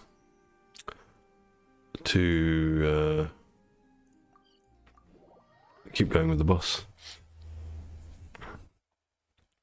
No, I didn't know that. Alter, you can count the number of good dubs on enemy in a single hand. Has to have some fingers left. Yeah, I tend to agree with you. For most of the series Yukimi that I've watched, and I haven't watched an anime series for a few years now, other than the stuff that's on Netflix, which is it's neither here nor there. If it's Netflix produced, it's usually like bad quality. But yeah, the majority of anime I've watched over the years has been in Japanese. The vast majority, but that's also because I grew up with Chinese friends, so they introduced me to Hong Kong action cinema. So I grew up watching John Woo movies and Choi Hark movies and Yuen Wu Ping like kung fu movies. So I grew up with a lot of like being used to other languages. Because of my generation, it was the first generation where like anime started infiltrating the West, and you could by the time I was in my late teens, I could actually go to a comic shop and be able to buy an anime that had been procured by a UK company. Like there was a company called Manga Entertainment over here. I think it's still around, and they used to like have all the VHS dubs, VHSs, sorry, and they would have dubbed. The majority would be dubbed, and it was difficult for me to get into. But then it was one of their copies where I first saw Akira, and I can't watch Akira in Japanese now because I'm so used to the English dub. There's certain things, but if I watch, say, Bleach, I've got to watch it in Japanese. If I watch Naruto, I need to watch it in Japanese. So for me, it all depends on which one I watch first. And a lot of the classic animes, like from the 80s and 90s, like my kind of generation of animes, they had fairly decent like English dubs. Things like Dominion Tank Police, Gunsmith Cats, Riding Bean, all these kind of things. Their English dubs weren't too bad. But then what used to happen is occasionally there'd be like 2 or 3 different English dubs where like a different region, like the US. What would happen is like Manga Entertainment in the UK would get the rights for the Europe release, and then Viz Entertainment in America would get the American rights, and they'd both have different dubbed like voice actors for their dubs, and it would really throw me when I'd watch a different version, and I'd be like, wait, this is in English but the voices are different. What's going on? Yeah, I did. It's a shame, isn't it? What was his name? I've forgotten his name. He also did Chrono Trigger, right? He did the artwork for Chrono Trigger, one of my most favourite RPGs from back in the day. And there's another game coming out fairly soon, Sand. It's in the desert, and it's his artwork. And so obviously his artwork, you know, the Japanese style, the Dragon Ball style of artwork. But yeah, sad news, because Dragon Ball, wherever in the world I've gone on my travels in my life, guys in that country know fucking Dragon Ball. It's like it's a global phenomenon. And for the amount of guys, and for me included, when I was younger, I used to train and work out and stuff. Goku was so inspirational, you know, like he would train to get better, to work harder at his craft, to be better at it. And it was such a motivational character for young men to be better at what they do. And it's a global thing. Akira Toriyama, that's his name, Akira Toriyama. Yeah, the creator of Dragon Ball, came to me. But yeah, it's a shame. Nouvelette's voice line, let's have a look. Nouvelette, where are you, Nouvelette? Profile, voiceover. About Geo. But Navia. I haven't unlocked it. I haven't got friendship level 6 with him. Oh, I haven't. I probably have got friendship. I haven't done the quest. Because I haven't done the Archon quests yet. That's how behind I am. And I don't think his voice actor is as good as Zhongli's. This Ray Chase guy, I don't think he's as good as... Who does Zhongli? Where's Zhongli? Keith Silverstein. I think Keith has got a more wide sounding voice. But then again, you know what? In defense of Nouvelette's voice actor, where are you, Vet? In defense of Ray, his voice does sound a bit sad. You know, like he's a bit sad, like Nouvelette. He's had a lot of shit happen to him. A lot of shit has gone down in his life, and he's a bit sad, and that does come over in his voice acting. So I'll give him a bit of a wide berth there.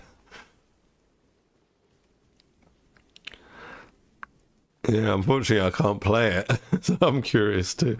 I'll go on Google later and I'll find out what he says. I wonder if it's something similar to, you know, like when he gets annoyed at when you take him into the desert, Nouvelette, and he says something to that extent about how he hates the desert or the humidity or something like that, which totally makes sense. You know those little kind of features in Genshin, those little tidbits of information, how they tie it all in. Is another thing I find very attractive about this game. It's like there's a lot of attention to detail. That's what I'm looking for. Attention to detail. There's a lot of attention to detail,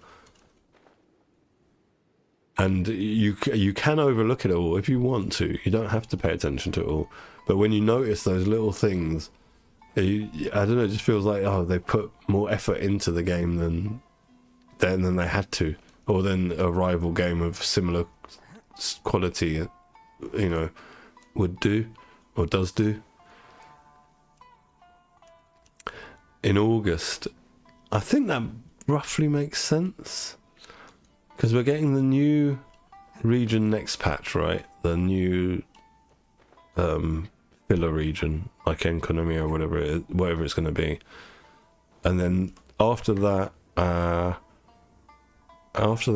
so wait, that's going to be in about a month and a half, because the new this banner's just started this week. So then that'll be another month and a half. So let's say that's 3 months. What is it now? It's the middle of March, April, May, June. So the end of June would be when the next patch would sort of be ending, and they'll start the new region. Yeah, so I reckon you're right, June. No, I'm wrong, because then they're going to do Summer Islands, aren't they? They'll do the Summer Islands as filler. So that'll be one patch. Yeah, and then it'll be about August. I think you're right. Yeah, it all kind of works out, because Summer Islands is always, they do that every year now, it seems. So yeah, I think you're right. And I think that what they'll do is, you know, previously they've done the same thing with the Summer Islands. They'll introduce tidbits of the next region, so we might get one of the characters early, you know, from Natlan to pull on a banner during maybe the Summer Island event. Was it what they called the Summer Islands? I forgot what the name. The Archipelago, the Golden Archipelago, that place. Right, boss time. It must have respawned now. Yeah, I think I'll just farm as much of this boss as I can today with fragiles, because at the weekend I want to use all the original resin for talent books, as well as whatever fragiles I've got left over. So we'll use 2 of these. They'll give us 3 runs. What are these guys doing up here? It looks like they're ready to attack the Court of Justice. Look how they're looking at it. They've got to be there for a quest, right? Look how they're just standing there. I don't want to... Oh god, I've aggroed them. I don't want to get involved. I'm not involved. I'm peaceful. I'm just running through. Maybe they recognise me. Oh, it's Alkenfell. He's slaughtered thousands and thousands of us Hilichos in his time in Teyvat. We must get revenge. Check Nouvellette voice line about Vision 2. Okay, let me just do this boss now. Click this, and we will listen to what he has to say. Excuse me. Stabilize. Attaboy. It's showtime. Maybe I shouldn't switch to Ito after. I don't know. Well, that was a one phase there.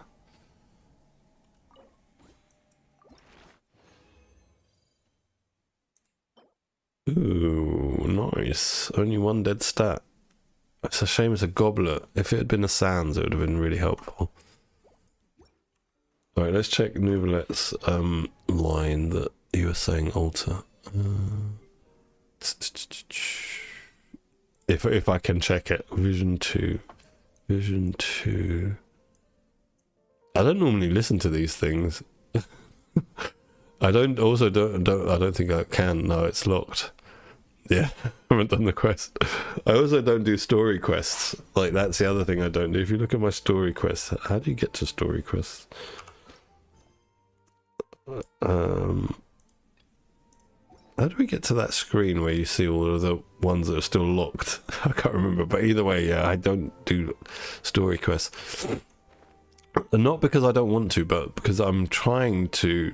I would like to like make videos of them all and have them on my channel, but I never get round to it. That's also the reason I'm holding up on the Archon quests, but I never get round to doing it.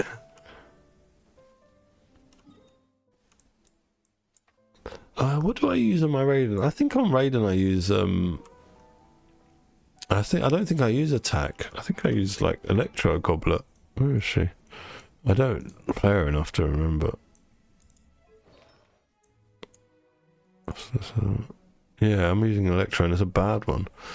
Let's have a look if I've got anything better, because I did a few strong boxes.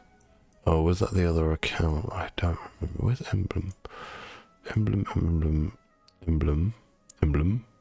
Why are my eyes not seeing it? Why am I blind? Yeah, man, it's got to be here. It's just my eyes are just crap. I think I'm going to need to get glasses, because recently I've realised when I'm close up to things now, everything gets blurry. It only started happening recently. Oh, it's the top one. Duh. I'm stupid. Stupid and blind.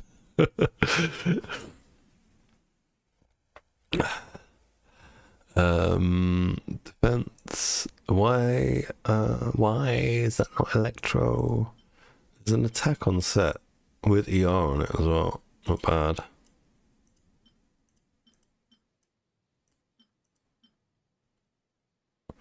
Yeah, I don't have a lot of.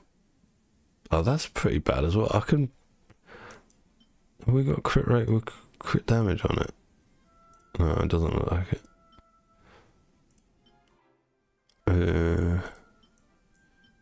I'm just gonna. I don't think I've got enough stuff to take it to 4. We do. defense, flat defense. Thank you, game, for wasting that piece. HP, attack, crit rate. Yeah, that's what I was trying. I was hoping would happen. Unfortunately, the gods of Genshin are not smiling upon me today. We've got an ER Sands maybe. Oh, but no crit on it. What's she rocking now? Oh yeah, I put attack sands on her. I forgot because I'm using engulfing lightning. I put attack sands on her. What else? Feather.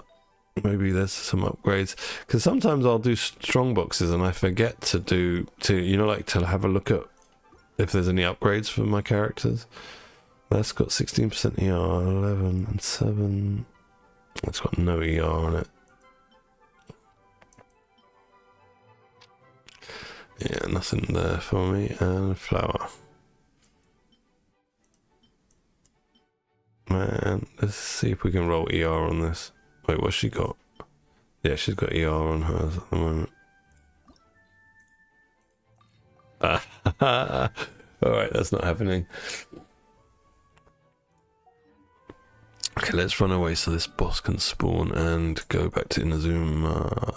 Okay, you can tell I'm an old player because I scroll the map with my mouse like that instead of just selecting from the menu.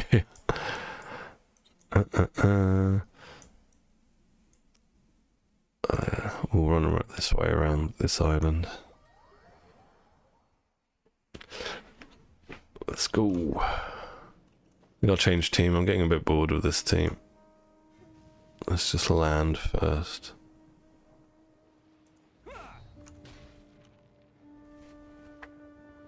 Who shall we play? Yeah, I haven't played Ayato for ages.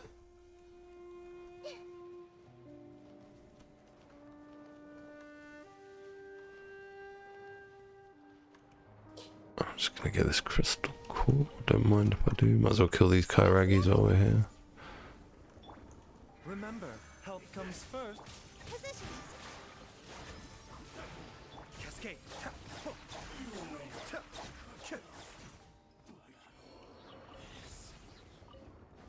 God, I remember farming the hand guards as well. God, that was a pain in the butt.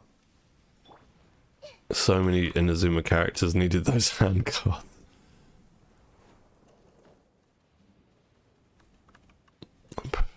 I thought there were some spectres around here. My memory is not very good.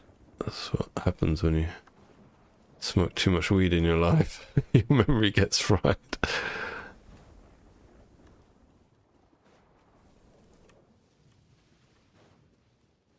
Hello, Summit Sinha. I'm from London. I am a born and bred Londoner. So, UK. What about yourself? Where are you from?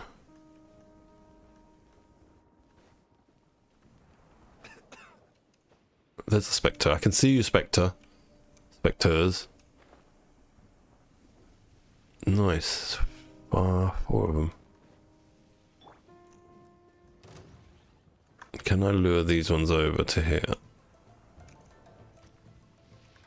Come on. Stop shooting me. Just come over here. Oh, I guess not. The Temple of Wisdom. Hi, Senpai. Welcome to the stream. How you doing? Protect you with speed with all my strength. Be still. That was a nice amount of drops. Very nice.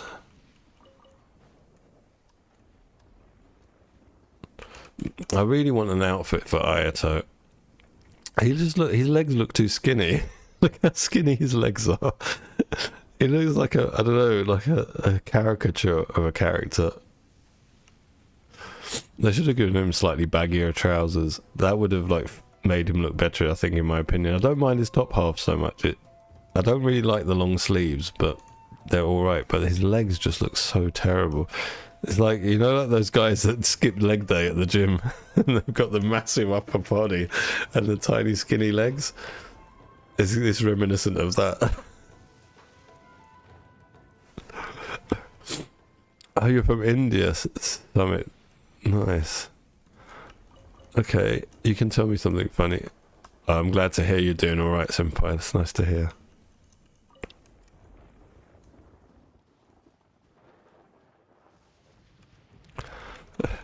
You know, I can understand that also. I understand Hindi.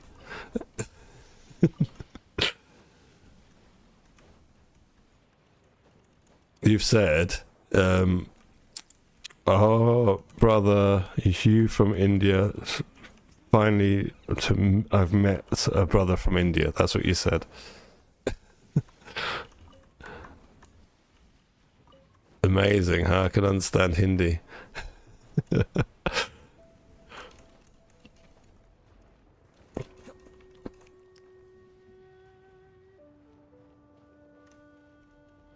Yeah, probably because I can understand Hindi, right? So I can do the pronunciations.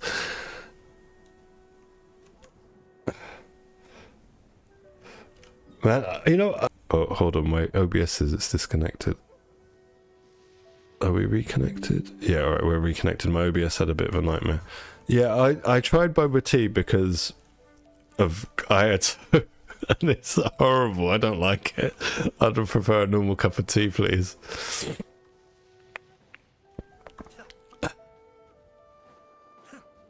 Yeah, my ethnicity is the reason I understand, like, Sinha, where my parents are from, is why I understand that language. I'm not, like, ethnically English, but I'm nationality-wise, I'm British. I'm born here and bred here, but ethnically, I'm not British.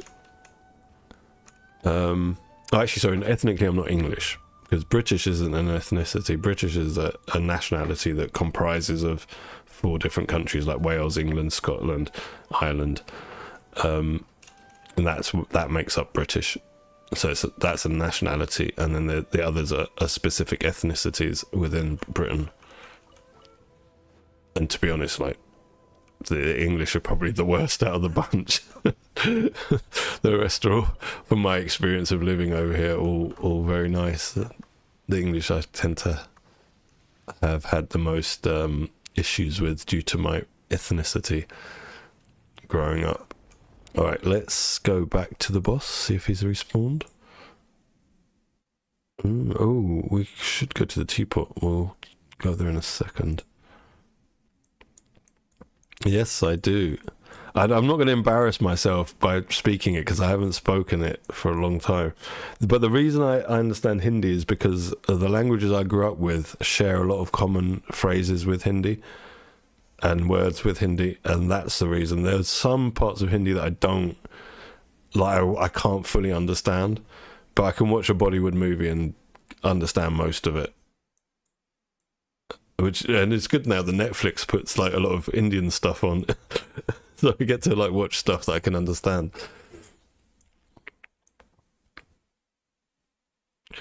Final voice line of Nouvellette, feeling about ascension conclusion.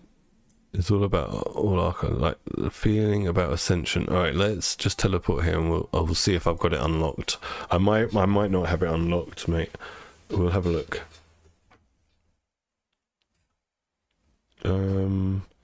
Nouvellette. Where are you, Nouvellette? Where is he? There he is. Voice over. What's the one we're looking for? Feeling about ascension conclusion. I bet it's going to be one of the ones I don't have unlocked. Oh no, it's here. Intro, conclusion, this one. Alright, let's listen to what he says. The 7 authorities from the hands of the usurpers. I have regained my true form. I am now a fully fledged dragon, powerful enough to judge the rest of the gods. My final destiny is to judge the usurper king in the heavens above. But until that time comes, I will lend my power to you. Okay. So I guess when we finally do get to Celestia to take them on, Nouvellette's going to play a major part in the storyline. Mully in Chenyu Vale. Don't think I have, because I haven't done any of Chenyu Vale other than run around and unlock the teleporters. I haven't actually done any quests or anything there, except for the first part of the first quest that you have to do when you first go there.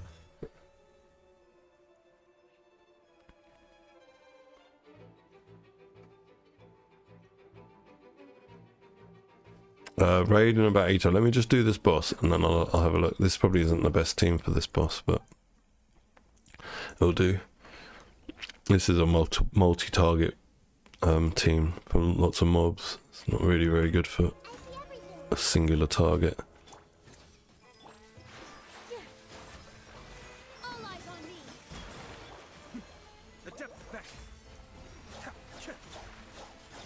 Let's see how quickly you can burst them down, Ito. Can you do it in 1E? No. Taking a turn for the better. More blooms, please, Mr. Bojo. That's what we want. I mean, see whether he does damage isn't too bad. As on the field. Everyone help his. And she's got no reactions going on here. That's just personal damage. It's not bad. Ayato, Mika, Farina, and Kaz. Yeah, that seems, I think, is fine. This might be a good piece of HP circlet.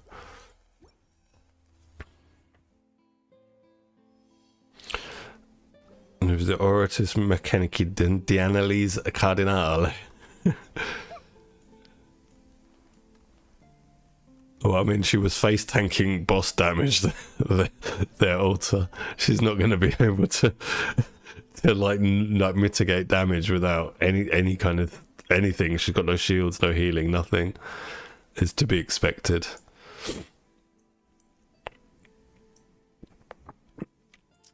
I think Miko's alright with Farina because I tested out Miko with Eula and Farina, and Mika's healing is good enough. Once you got it at talent level 8 or above, yeah, it was working fine. I did that build on my other account, and his healing was fine.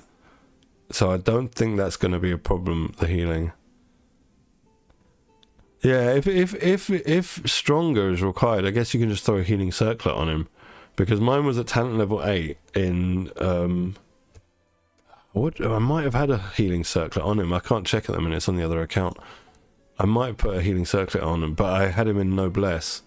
And, yeah, no one died, basically, when we did Farina's Burst. Everyone's, like, HP was fine. So I think it's viable.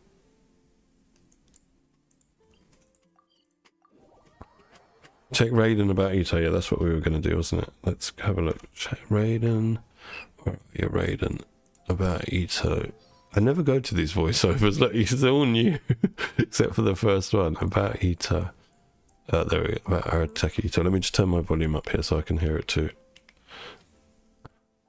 Alright, let's play. Who? Oh, does it not play? Who? Oh. That was all it was. Lol. That's quite funny. That did actually make me laugh. Very good. But Ito's like relatively young, isn't he? I think comparatively to Raiden's lifespan. Because didn't we get a flashback when he was the baby Oni, like a young Oni? And the Oni were all dying out, and there was the red ones versus the blue ones, and so he's quite a youngster, I think, in the grand scheme of, like Genshin of Teyvat. Where are the crystal cores? Oh, they're here. This is why I came here.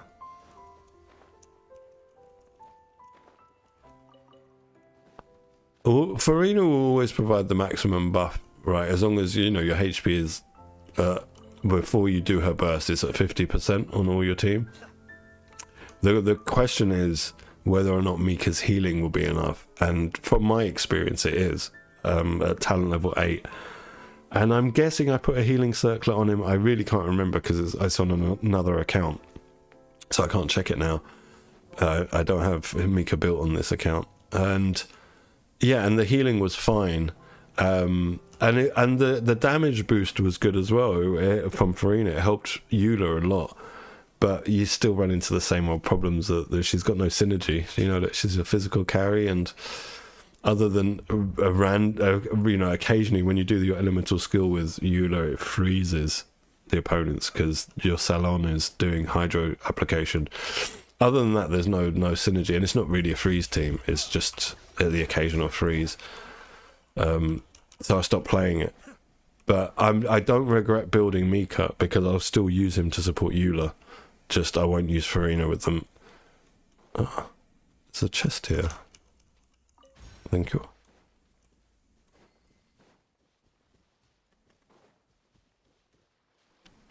I don't, Senpai, I don't remember. I've got like a goldfish memory. I don't remember anything. So what happens like when you spend like decades of your life smoking weed as I did. Your short-term memory gets fried and you don't remember anything. Forever getting in trouble with my wife and forgetting like basic stuff. I see everything. Yeah, okay, there you go. So he is a youngster to her, right? Is it Oni-chan? Oni-chan is like a younger sibling, isn't it? Or is it like brother? I forget which one it is. Oni-chan? It's the younger sibling, I think. You guys can correct me.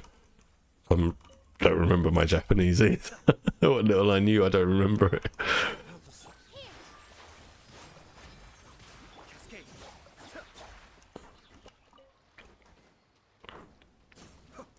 You've made me play this one before, I think, Alter.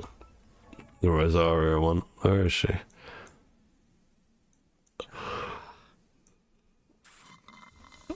Rosario is one of those characters as well that I really like playing because of her dash, and her burst is very good, but I just don't have a use for her anymore. There she is. Which one was it? Rosario, happy birthday. Happy birthday.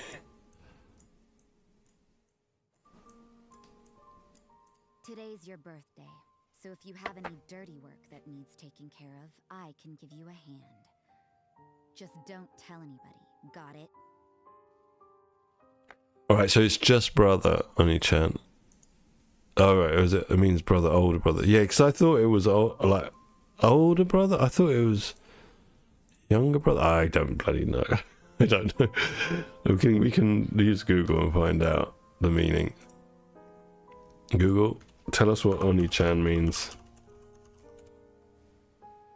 Oh, great, like my phone woke up there and my phone started, you know, like with your Google Assistant, when I said, okay, Google. It means older brother. Yeah, you're correct, Senpai. Oni-chan means older brother. It's an affectionate term for older or bigger brother. It is used affectionately, typically by younger siblings or children, to address their older brothers. Japanese honorifics like chan are added to convey endearment or closeness when addressing someone. Yeah, we know that, don't we, from anime? All the times we hear Oni-chan!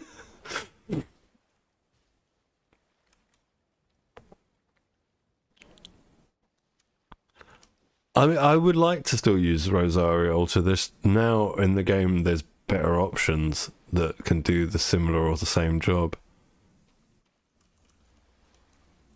Alright, let's go back to the boss. He should be respawned now.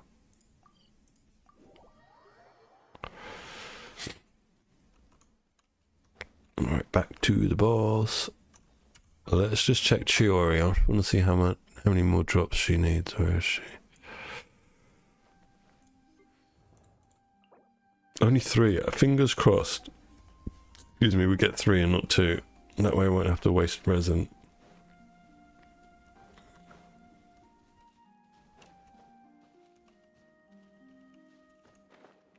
Yeah, I mean, that could make sense, doesn't it? Like, Oni, he's an Oni brother, rather than it being like the term of endearment, Oni, you know?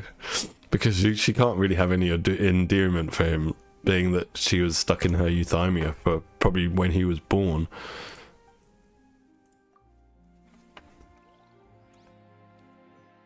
I'll do it after this, Yukimi, we'll have a look.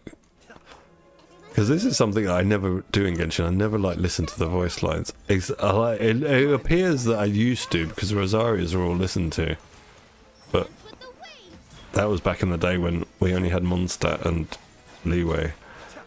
There really wasn't much to do in Genshin once you got to the end of Leeway. How long did it take? Like 4 months before we got Inazuma, something like that. Remember, health comes first.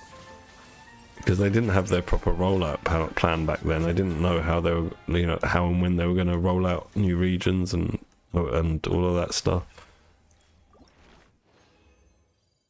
Yes, we got 3 drops. Very nice. All right, let's check Yelan's good night. Where are you? There she is. Good night. Good night. Come on now, drink your milk and go to sleep. What? You're not a kid? All right, well, I'll just leave it right here. It's yours if you want it. I usually fall asleep well after midnight. Full disclosure, if you're Like the mummy. Mummy Yelan. okay? Nilou's burst is just AoE hydro, applies hydro, and a small radius around her hits all the targets. But luckily my wife's at work, so she's not going to see any of this. She doesn't watch my streams.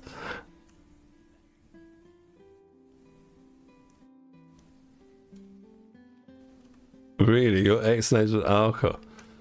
This gamer tag I've had for like 20 years, more than 20 years. I've used Alkenfell as my gaming tag. Unfortunately, there's someone else that uses it as well.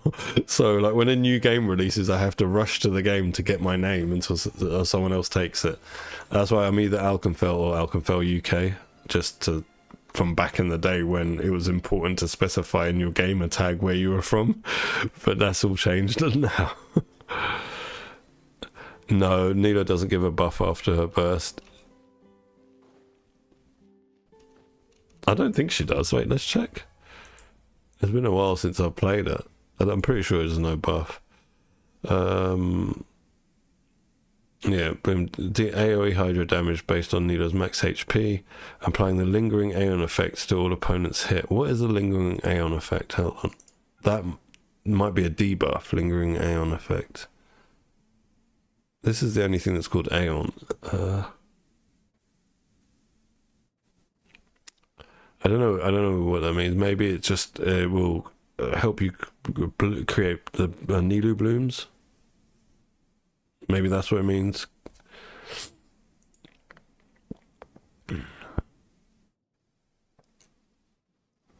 Yes, it is. You can mean it's slightly bigger radius, but otherwise it's exactly the same.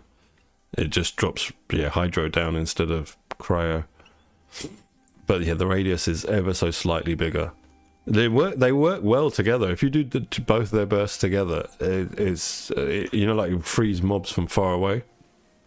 So if you're Ganyu and you're just, you know, pinging arrows at them, they don't get to you. Yeah, they've got good synergy with their bursts. I played that combo for a little bit when I first got Ayato. I think the only reason like now I play him is because I don't want all my effort that I put into building him and stuff to go to waste. Because let's face it, he's been power crept by Neuvillette. I think it feels like to me that Fontaine has been the first real region where power creep has been noticeable.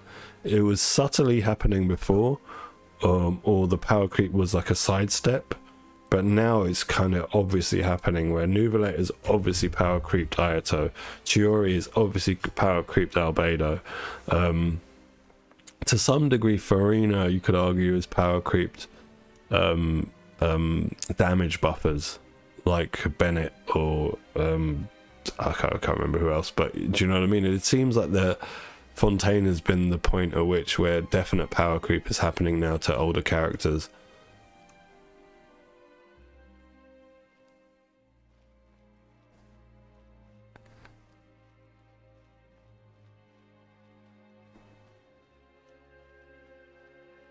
Oh, can you not put the pie symbol in game? That's unfortunate. Did I see Ganyu's skin? Yeah, the evening wear one, right? The one that's from the same family as the Keqing, Ningguang, Shenhe. I don't know what they call that outfit family. I guess it's evening wear, formal wear. But we haven't got any men wearing that stuff, right? Are they going to have them in tuxedos? You know, like in MMOs, they always have like the evening wear set, and the women will be in like ball gowns, and the men are in tuxedos with bow ties and cummerbunds. Who is my favorite male, female, and kid character? My favorite male character is Kazuha. My favorite female character, gosh, I'm not sure about that one. And my favorite kid character's got to be Nahida. That's like she's just too. Her whole arc was so epic and so emotional that I can't like not like Nahida the most. Followed closely by Klee, I think, but only when Klee's wearing her witch outfit, the 4-star, and not her normal outfit.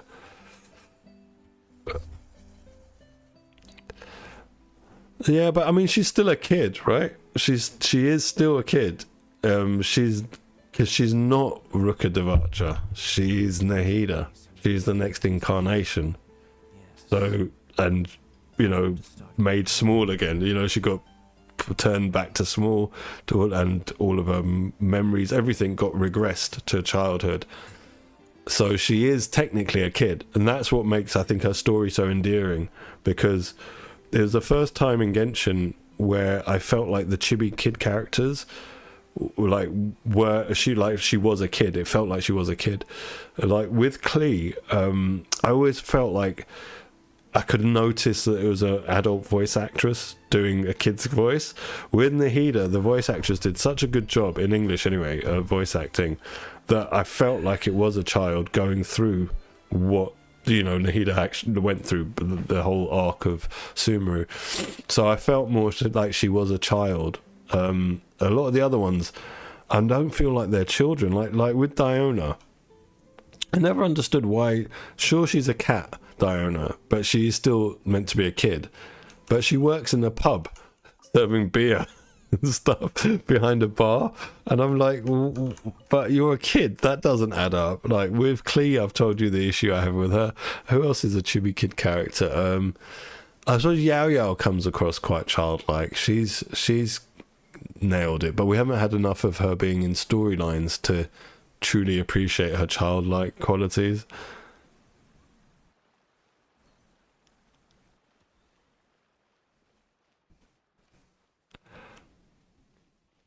And every time Tail grows up to 100 years, you can see Miko has 5 to... She's 500 years. That's a lot of reasoning you've done there, Alter. Oh yeah, I mean they're all grown women, Senpai. They're all grown, like all adults. There's none of the voice actors in Genshin are actual children, but to get the level of what's the word I'm looking for? The level of emotional connection with the voice. You know, like children are very emotional. You know, they haven't learned yet to keep their emotions at bay, and so how they communicate is emotionally. And with Klee, I never really got that. I got an adult. You know, the voice actress. The feeling I got was an adult trying to portray a child, and that broke the immersion for me with Klee. With Nahida, I never felt like that. She always felt like a child, and perhaps it's to do with the fact that the whole Sumeru arc was revolving around Nahida, really, and you know, her getting over the fact that she was once Ruka Devacha, even though she didn't know that, and then when she finally realizes that, she loses those memories. All of that, because there's so much heightened emotion in the storytelling, perhaps it was easier for the voice actress to get that emotionality across, whereas with Klee, she hasn't been really given a lot to work with. So maybe in the future, when we meet Alice, when we meet Klee's mum, maybe then Klee's voice actress will get some lines to work with, you know, to make us feel like she sounds like a child. It could be that, it could be the writing, it could just be the voice actor. I have no idea. Dione is a bully. Japanese people get angry if you say fox. Do they? If you say fox, and if you don't say how do you say it? Kitsune. Okay, that's weird. Cultural thing there. No, I've got no game filter running, and I've turned I had this question the other day. Someone asked a few weeks ago about the screen, and I had HDR on, but I've turned that off now. Windows HDR, so nothing. There's nothing filter wise on my screen. This is just how my game's rendering. But I'm in 21:9 aspect ratio, like ultra wide, because of my monitor. So it could just be that because the picture's stretched more than 16:9, it looks like there's something else going on. I don't know.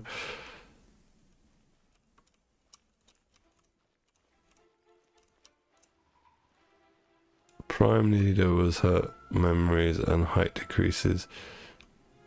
And height decreases as she uses her powers?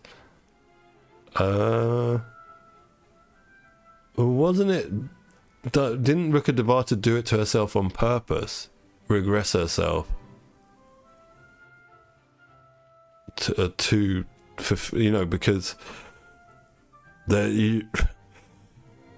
It's one of those... if you were in that situation like Ruka Devata, what would your options be? You could either regress yourself if you had the power to be a child form again, to forget this iteration of yourself, right? To save everything. Or you could outright kill yourself, which would mean that you would then be incarnated into another body anyway, because the soul would get reincarnated.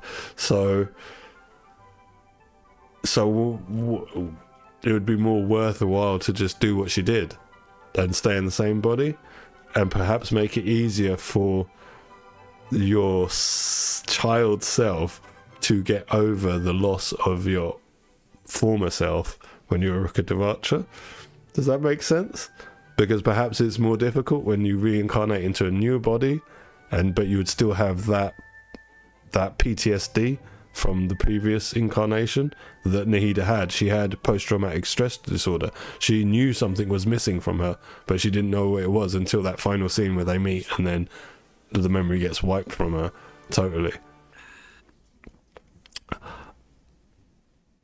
I was sad during the Ruka Devata scene.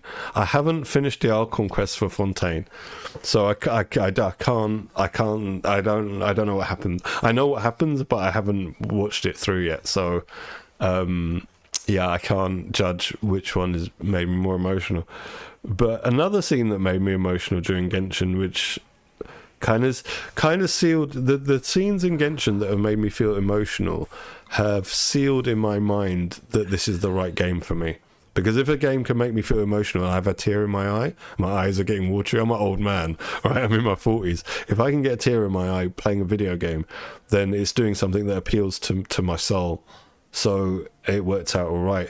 But there was only one other scene. There was that one that you talked about, Alter, with Nahida meeting Ruka Devata. That made me emotionally sad. And the scene where Zhao in the chasm is going to die, and then to save everyone else, and then Zhongli comes and saves him. That scene as well did it for me. Those two scenes thus far in Genshin have been my most emotionally connected scenes. And then thirdly, I think when Kaz goes to fight against a Shogun, because he's not got no chance, but he's still he's got to have vengeance. Like that it didn't make me sad, but there was that feeling of I don't know what the emotional is, but I felt like a strong emotional connection to that scene as well.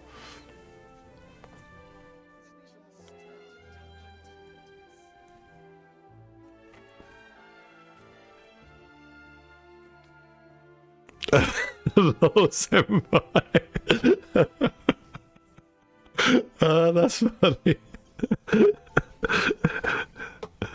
No, you didn't give me any spoilers, Summit. Don't worry. That's funny. Made me laugh. Unable to muster the courage to say anything in opposition.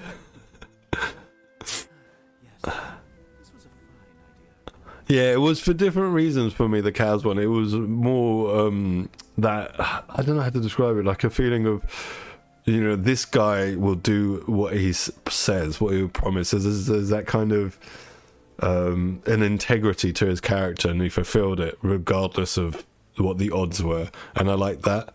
And it was this, I guess it's the same feeling as well with the scene in the chasm when Zhao is about to die and Zhongli saves him, and the goal, was it the fantastic compass, that was that scene. And the same with Nahida as well, and Ruka Devacha. It's the same sort of thing where they've got an integrity to their characters, where no matter the outcome to themselves personally, they will do what they said they're going to do.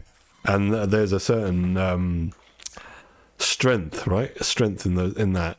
I like that. I like people that do what they say they're going to do. Right? You know, a lot of people in this world will promise you the world and give you fuck all. But someone that, you know, does what they say they're going to do, that to me, that's integrity. That's a stand-up person that you can put your trust and your faith in. And I try to be like that, and the people that I surround myself in my life try to be like that as well. So I have a great amount of respect for that type of mindset. Can I melt Ajdahar in 2 minutes? Let's give it a try. We've got nothing else to do. I might need to do some farming for. Wait, where is Ajdahar? I've forgotten. Where does he spawn? Is he here? Yeah, it's that one. I might need to farm some spectres to get Chiori ascended. Alright, and we'll take Nouvelette, seeing as my Nouvelette team is my strongest team. Oh, God, my chat. Nouvelette, where are you? God, I don't play Ryze Lee, I don't play Alhaitha. I should play these characters more. I've heavily invested into them.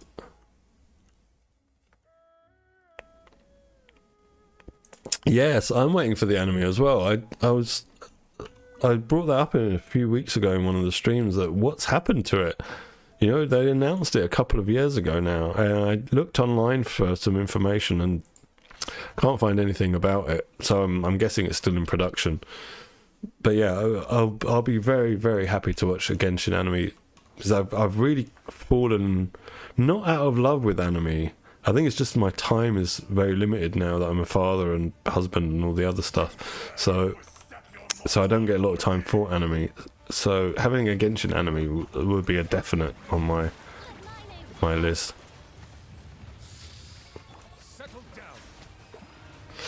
Oh, you know, we can't actually do Nouvelette Asia in 2 minutes, can we? Because he has these phases where you have to wait. Oh, is that the last one? No, it's not.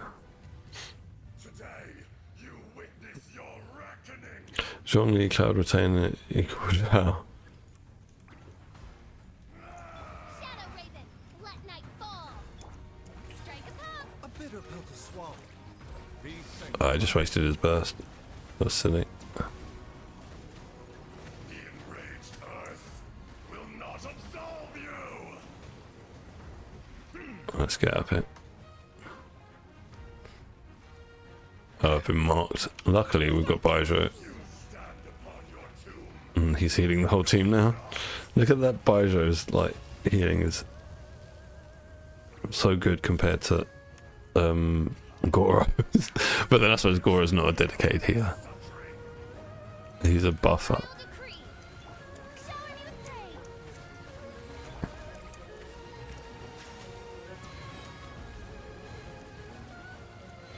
Let the world come alive.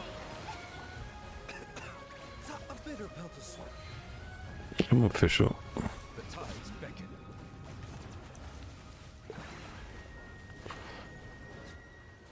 I think that was under 2 minutes. I'm not sure. I wasn't like timing it. No, I don't want your loot. It'd be nice if we get it this year. Something I would very much like to watch it. I need an excuse to get back into anime. At the minute, I watched on Netflix. I watched a few kind of recent Netflix animes, or their live action adaptations, which were very hit and miss. Like the One Piece live action was a bit strange. I did enjoy it, but it was very strange to watch. And that Bleach live action movie was a bit.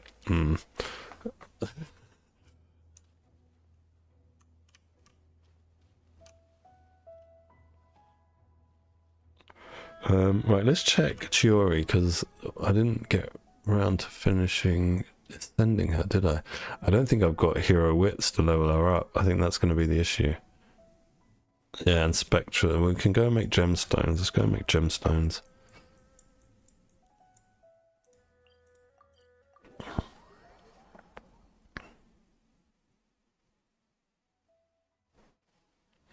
You find Baijo's cough hots. I was really hoping that they would make Baijo look like his character, be like how he looks. You know, he looks like Orochimaru from Naruto. I was hoping he'd be like a secret villain. And I assumed as well that he would be our first like Dendro character we'd get, but we got him so late into Sumeru. Yeah, I'm not going to do story quests because I want to save those and do them off stream and like record them and upload them to my channel, because I started it but I just haven't got around to finishing it. Let's switch to Chiori team actually. Where is she? Where are you, Chiori? There we go. She looks really cool. I really like her design, even though she's got the same old Kaching Ayaka skirt that the small female character models use in Genshin. But I think her design is very nice. I like this color scheme as well. It works well on Navia, it works well on her. It also gives us like a pair of wings that match the outfit with the Leeway reputation wings.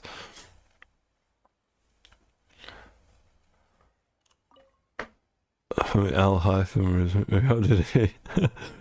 Who would I find attractive in Genshin? It's a weird question, isn't it? You know, like in a video game or an anime, who do I find attractive? I don't know. Like none of them really get me hot, so to speak. But I like, you know, like visually, what's appealing, what I think looks beautiful. I will comment on. I think Chiori looks beautiful. I think her design is very nice. Goro is like.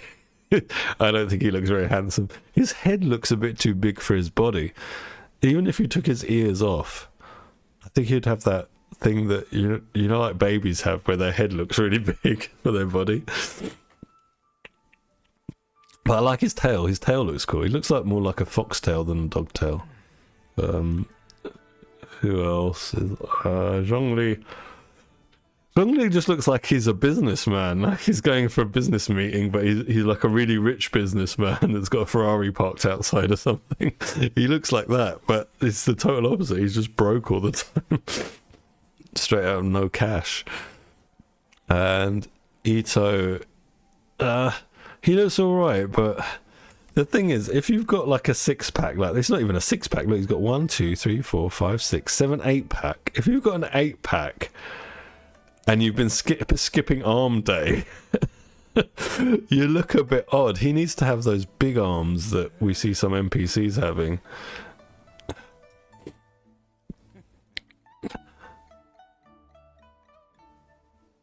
Baijo has breast cancer. Oh, that's why he's flat-chested then. I don't trust Paimon. Just because of, you know, like her name is a demon's name. I don't know if you guys know that. You know the lore of a lot of the names used in Genshin obviously come from various mythologies and folk tales that we have in real life. And there's a collection of folk tales in Italy called, God, what's it called? I forgot the name of it. Trust me to forget the name of it. You can look it up online. Just search for Paimon. Paimon origin, like name origin, and you'll find it. And it's related to this book where you get all these stories about demons and stuff, and Paimon is a demonic name, so I don't trust her.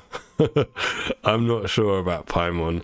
I'm thinking that the Mohero might do a big bait and switch on us, you know, like when we get to Celestia and it turns out I think it's either going to be one or two things. I think either Paimon is the original primordial one reincarnated, or she's like a top level villain. That's what I think. Either the top level good guy or the top level villain of Teyvat. It's one of the two, I think. I don't foresee, because if like by giving it the character a demonic name, you could argue, well, to Celestia, then the original primordial one would be like a demon because he was so strong and, you know, like overpoweringly strong. It took a lot of them to take him out. But then you could also argue that from our character's point of view, if she's shady, then she'd be like a demon, right? Like some bad dude, a bad essence, like taking you down a path that they already know the outcome of, or trying to take you down the path that they want you to go down to get a specific outcome. So yeah, I'm wary of Paimon. I like her character. She's very funny. She's very cute. When I first started playing the game, I found her annoying, but she's grown on me. But for the story side of things, I think she's shady. There's something we don't know about what's going on with her. And also, like, we haven't met any other Paimons. You know, like little floating people that can fly around. Like, what's with that? How can she fly like that? No, we haven't met any other being that can do that in all of our travels thus far. Another thing I was thinking is, I was wondering, is she like, you know, like the Sealies that we meet, the floating Sealies? They were actually once a race, right? We know that from the history that we've come across in the game. And I was wondering, could she be like the last Sealie, like a real Sealie? Not like the ghost of them that we meet. Maybe that as well. I don't know. I'm curious about Paimon, but I'm sure all will be explained. We've just got to let the game play out and see what the writers have in store for us. Man, Liyue Bay is so beautiful. I wish it was still lantern, right? We could watch all those lanterns flying off. It looks so beautiful. You can tell they put a lot of effort into create, you know, like modelling Liyue Harbour. While we're here, I'll do some fowl hunting. Oh no, we were going to go and do Chiori, weren't we? Let's send her. Can we level you up? No. But we can make the stuff. 6 of those and 18 of those. Okay.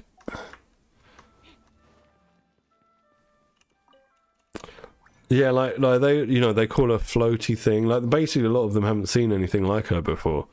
So that leads questions. And then, you know, her cape has got all the kind of star patterns that Dainslift's cape has on it, like constellations and stuff.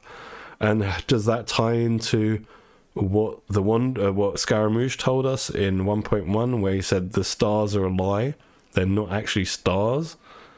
And I started thinking, does that mean that maybe this is a long reach, right? But maybe our twins, our siblings, are stars that have fallen, because there's always this star emblem, you know, like for wishing and stuff. There's always the star motif shown everywhere. Are the two twins fallen stars, and when they fall down to a bubble universe like Teyvat or the Honkai universe, do they become beings like humanoid? I don't know, it's a long shot, but there's so many slight indications to this might be that, or that might be this, and you've got to kind of take it with a grain of salt.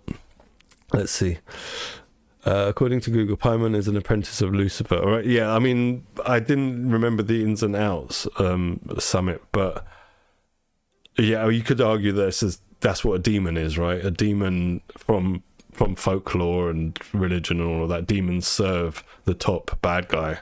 So yeah, in Christianity, Lucifer, and in Islam, Shaitan, in Judaism, what's it called in Judaism? I can't remember. But either way, you know, like in the Abrahamic faith, there's the underlings all serve the higher one. There's a hierarchy of badness, and yeah, so Paimon is not. I don't trust Paimon at all. And even the story, you know, like how she finds us, right? That we fished her out of the ocean. She just happened to be in the ocean where the traveler, you know, like our character was sleeping for 500 years. It's a bit suspicious, isn't it? Like, you just happened to be there. Okay. I find it a bit suspicious. Let's convert the ones we can convert. We can convert 1. Okay. We've got to make 5 of these. Oh yeah, Senpai, you said the same thing. You met her in the ocean. What's she doing in the ocean? Yeah. She lost her powers after sealing. See, okay. So according to rumors, she lost her powers after sealing the travelers. So I'm of two minds. I think it's either that. Oh god, my chair keeps falling down. It's either that she did something like that, right? She sealed the twins, and then she fell asleep for 500 years with us, and the other twin woke up somewhere else and went on their journey ahead of us. It's either that, or alternatively, if it could be the reincarnation of the primordial one, and the primordial soup of a planet where life forms is always the waters, right? The water brings life. It's like how it happened on this planet, and like when we go to space and we find microbial life, it's often in ice or in water, in H2O. So therefore you could argue that if the primordial one was to either emerge or reincarnate, it would happen in the waters.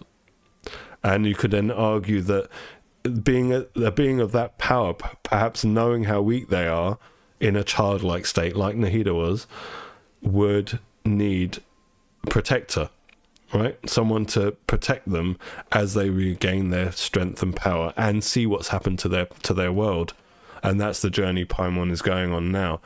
And then the name would then be related to how Celestia would view her if she's the primordial one, as a demon that serves a bigger hierarchy. Because you know, like if you look at things like, see, like in religion, like a lot of people that are religious but are stupid, they believe that the other offshoot of their own religion, they're like bad guys. They're like the demon ones. You know, like a lot of American Christians at the minute, because of the propaganda that's gone on for a couple of decades, feel that the Muslims are like from hell, or not hell, but you know, they're worshipping the devil, right? So they believe that like Allah is the devil, rather than understanding that it's just a different view of your own religion, right? They're all Abrahamic things. They're all the same.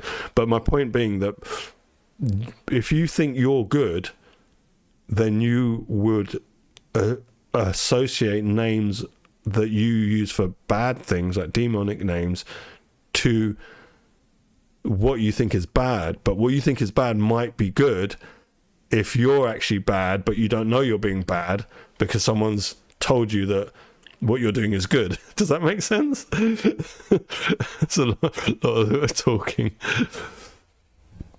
So that, yeah, I think it's something like that.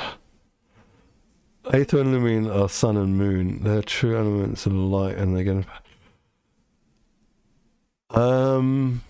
do they gain power from worshipping the statues? On this incarnation, on this planet, they do, because it's the gods of here. And that's what I was saying, is like, if they are like stars and they came down from wherever, that's why they've got their own separate power that we see them using when they fight the Keeper of Heavenly Principles at the beginning of the game. They're using a power that's like a yellow when they're fighting, and they've got the special swords as well we haven't seen yet in game. And so that's a separate power from the elemental powers, which you could argue that when they fell, when they became descenders, they stopped having that yellow kind of starlight power and fell down here, but they were still intrinsically powerful. And so maybe that star power is, say, like, I don't know, cosmic power. And in Tevat, that cosmic power has been broken up into elements, into separate bits. I don't know if it is. This is all conjecture, isn't it? We don't really know.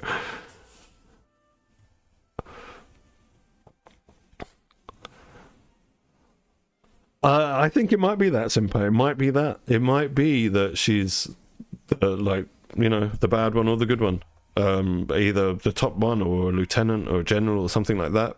We just don't know yet. But all of us agree, right? There's something very shady about Paimon, and we just don't know what that is just yet. And it's going to be very interesting to find out what that shadiness is. Right, we don't have any of those. Let's make 5 of these.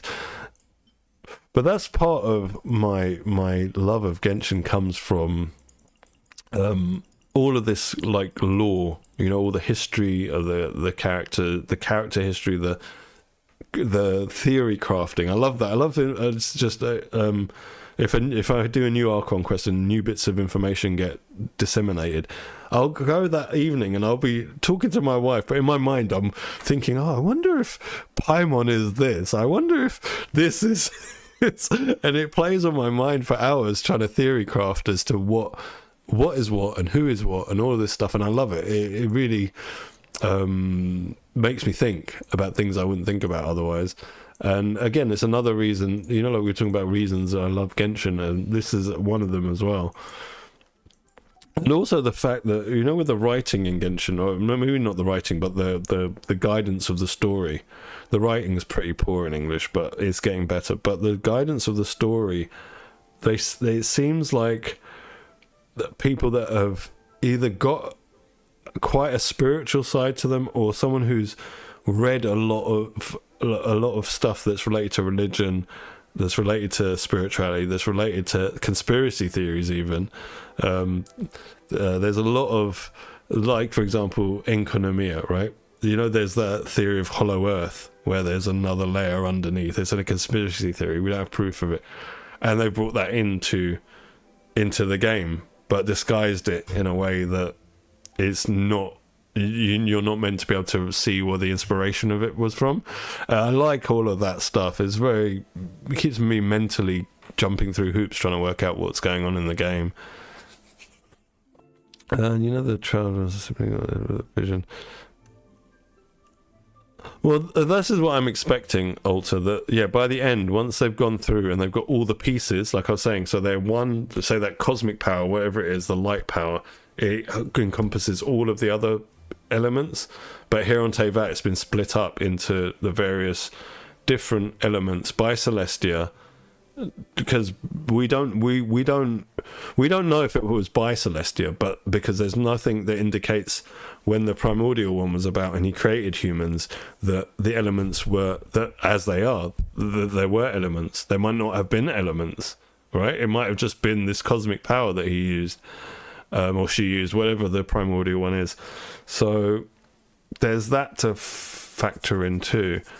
Unknown God can control space and time. I heard that, Senpai. I heard that. And that would also tie in with what we've been talking about before, about conspiracy theories, about time travel, about tunneling through time. I don't know if you've heard about... oh, God, what's that place called? I've forgotten. There's basically... I've forgotten the name of the place. There's a conspiracy theory that in the 60s, when the CIA were doing tests on consciousness, they used a combination of LSDs, crystals, and supercomputers to tunnel a tunnel through time using our consciousness, right? And that sort of ties into the idea that there's going to be a manipulation of time, which then would lead on to them being able to link their games together, Mahoyo, because each game's a bubble universe, right? Honkai Star Impact's a bubble, Genshin's a bubble, Star Rail's a bubble. They're all different bubble universes, and you link that through science as well. Says you can make a wormhole, right? That's what wormhole is. It tunnels through space-time, and you can link your universes that way, and it ties into conspiracy theories, and it ties into spirituality. So there's a lot to digest in the people that are setting out the storyline in Genshin. I don't know about those other games because I don't play them, the other Mahoyo games, how deep the story is in relation to the fabric of reality, I guess. And it's as we do as humans, we make analogies for what we experience in our lives, right? And Genshin is that. It's an analogy of what we kind of are experiencing in our day-to-day lives. All these hints are telling me Arkham will happen again.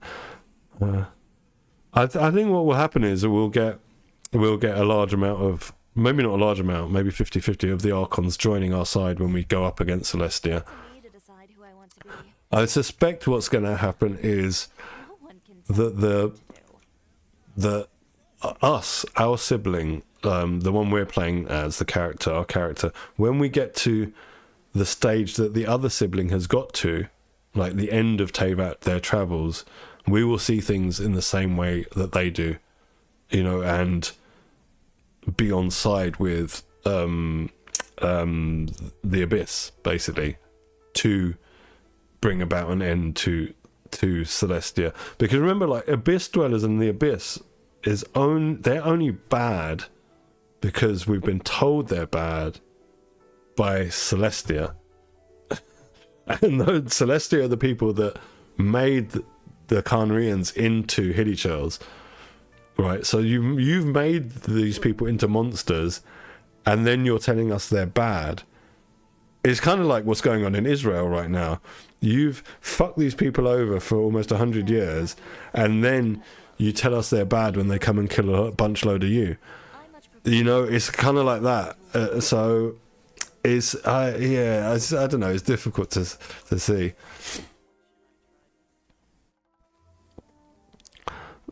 What's vertical stream? I don't know what that is.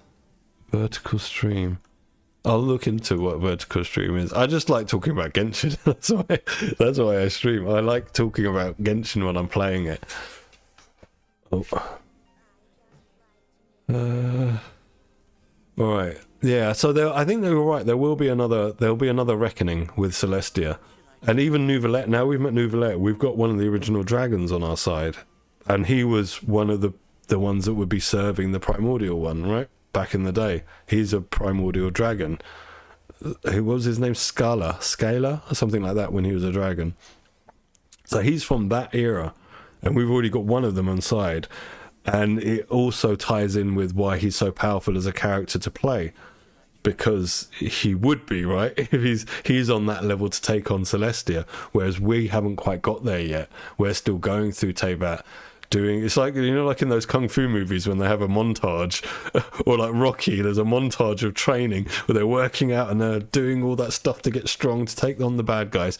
That's what we're doing on our trip through Teyvat, and also then being able to understand what our other sibling is doing and why they haven't got time to deal with us. And I think they even said in what was that phase called? Something, remember, when you first meet your sibling, the first time you meet them, you're with Dainsleif, and they go away with a lector. In that exchange, the Abyss sibling says, when you get to where I am, you will understand why I'm doing what I'm doing. So the other sibling is basically saying, you've got to go through this journey to get to where I am, and then you'll understand why I'm doing what I'm doing. So that basically implies when we get to the end of this journey, we will link up with our sibling, and we'll then take on Celestia together.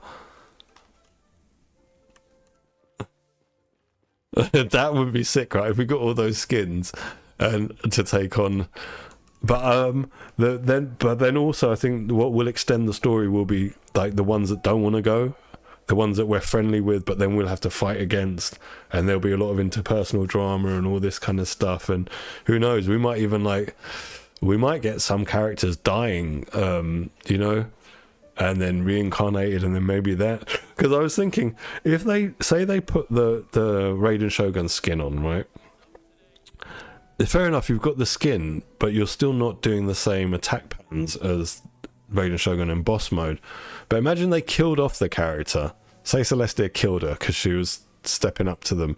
But then we know reincarnation's a thing in Genshin. And she gets reincarnated but has that form and that skill set. Then you could have a whole nother character to sell on the cash shop. Or, like to put on banners. Make more money from it. Because that would make more money than a skin would. Because it's a whole new character with a different playstyle. But is like an evolution of the original Raiden. Do you know what I mean? Like that, they could do it like that. But I don't know if they would be happy to do it like that, because as we've seen, we haven't got a playable version of what's her name, the Fatui Harbinger who got killed by Raiden, the one with the big tits. I've forgotten her name. We haven't had a playable version of her, and I wonder if they think that if the character's been killed off, we're not going to give the playable version of it, because that wouldn't be too much work for them to make that character playable. They've got the character model, they've got the attack animations, they would just have to code in it actually working when we press the buttons, right? And then do constellations and balancing and all of that stuff. But the actual creation of the character is there, the model is there, the skins are there, the textures are there, the animations are there. That's half the work done.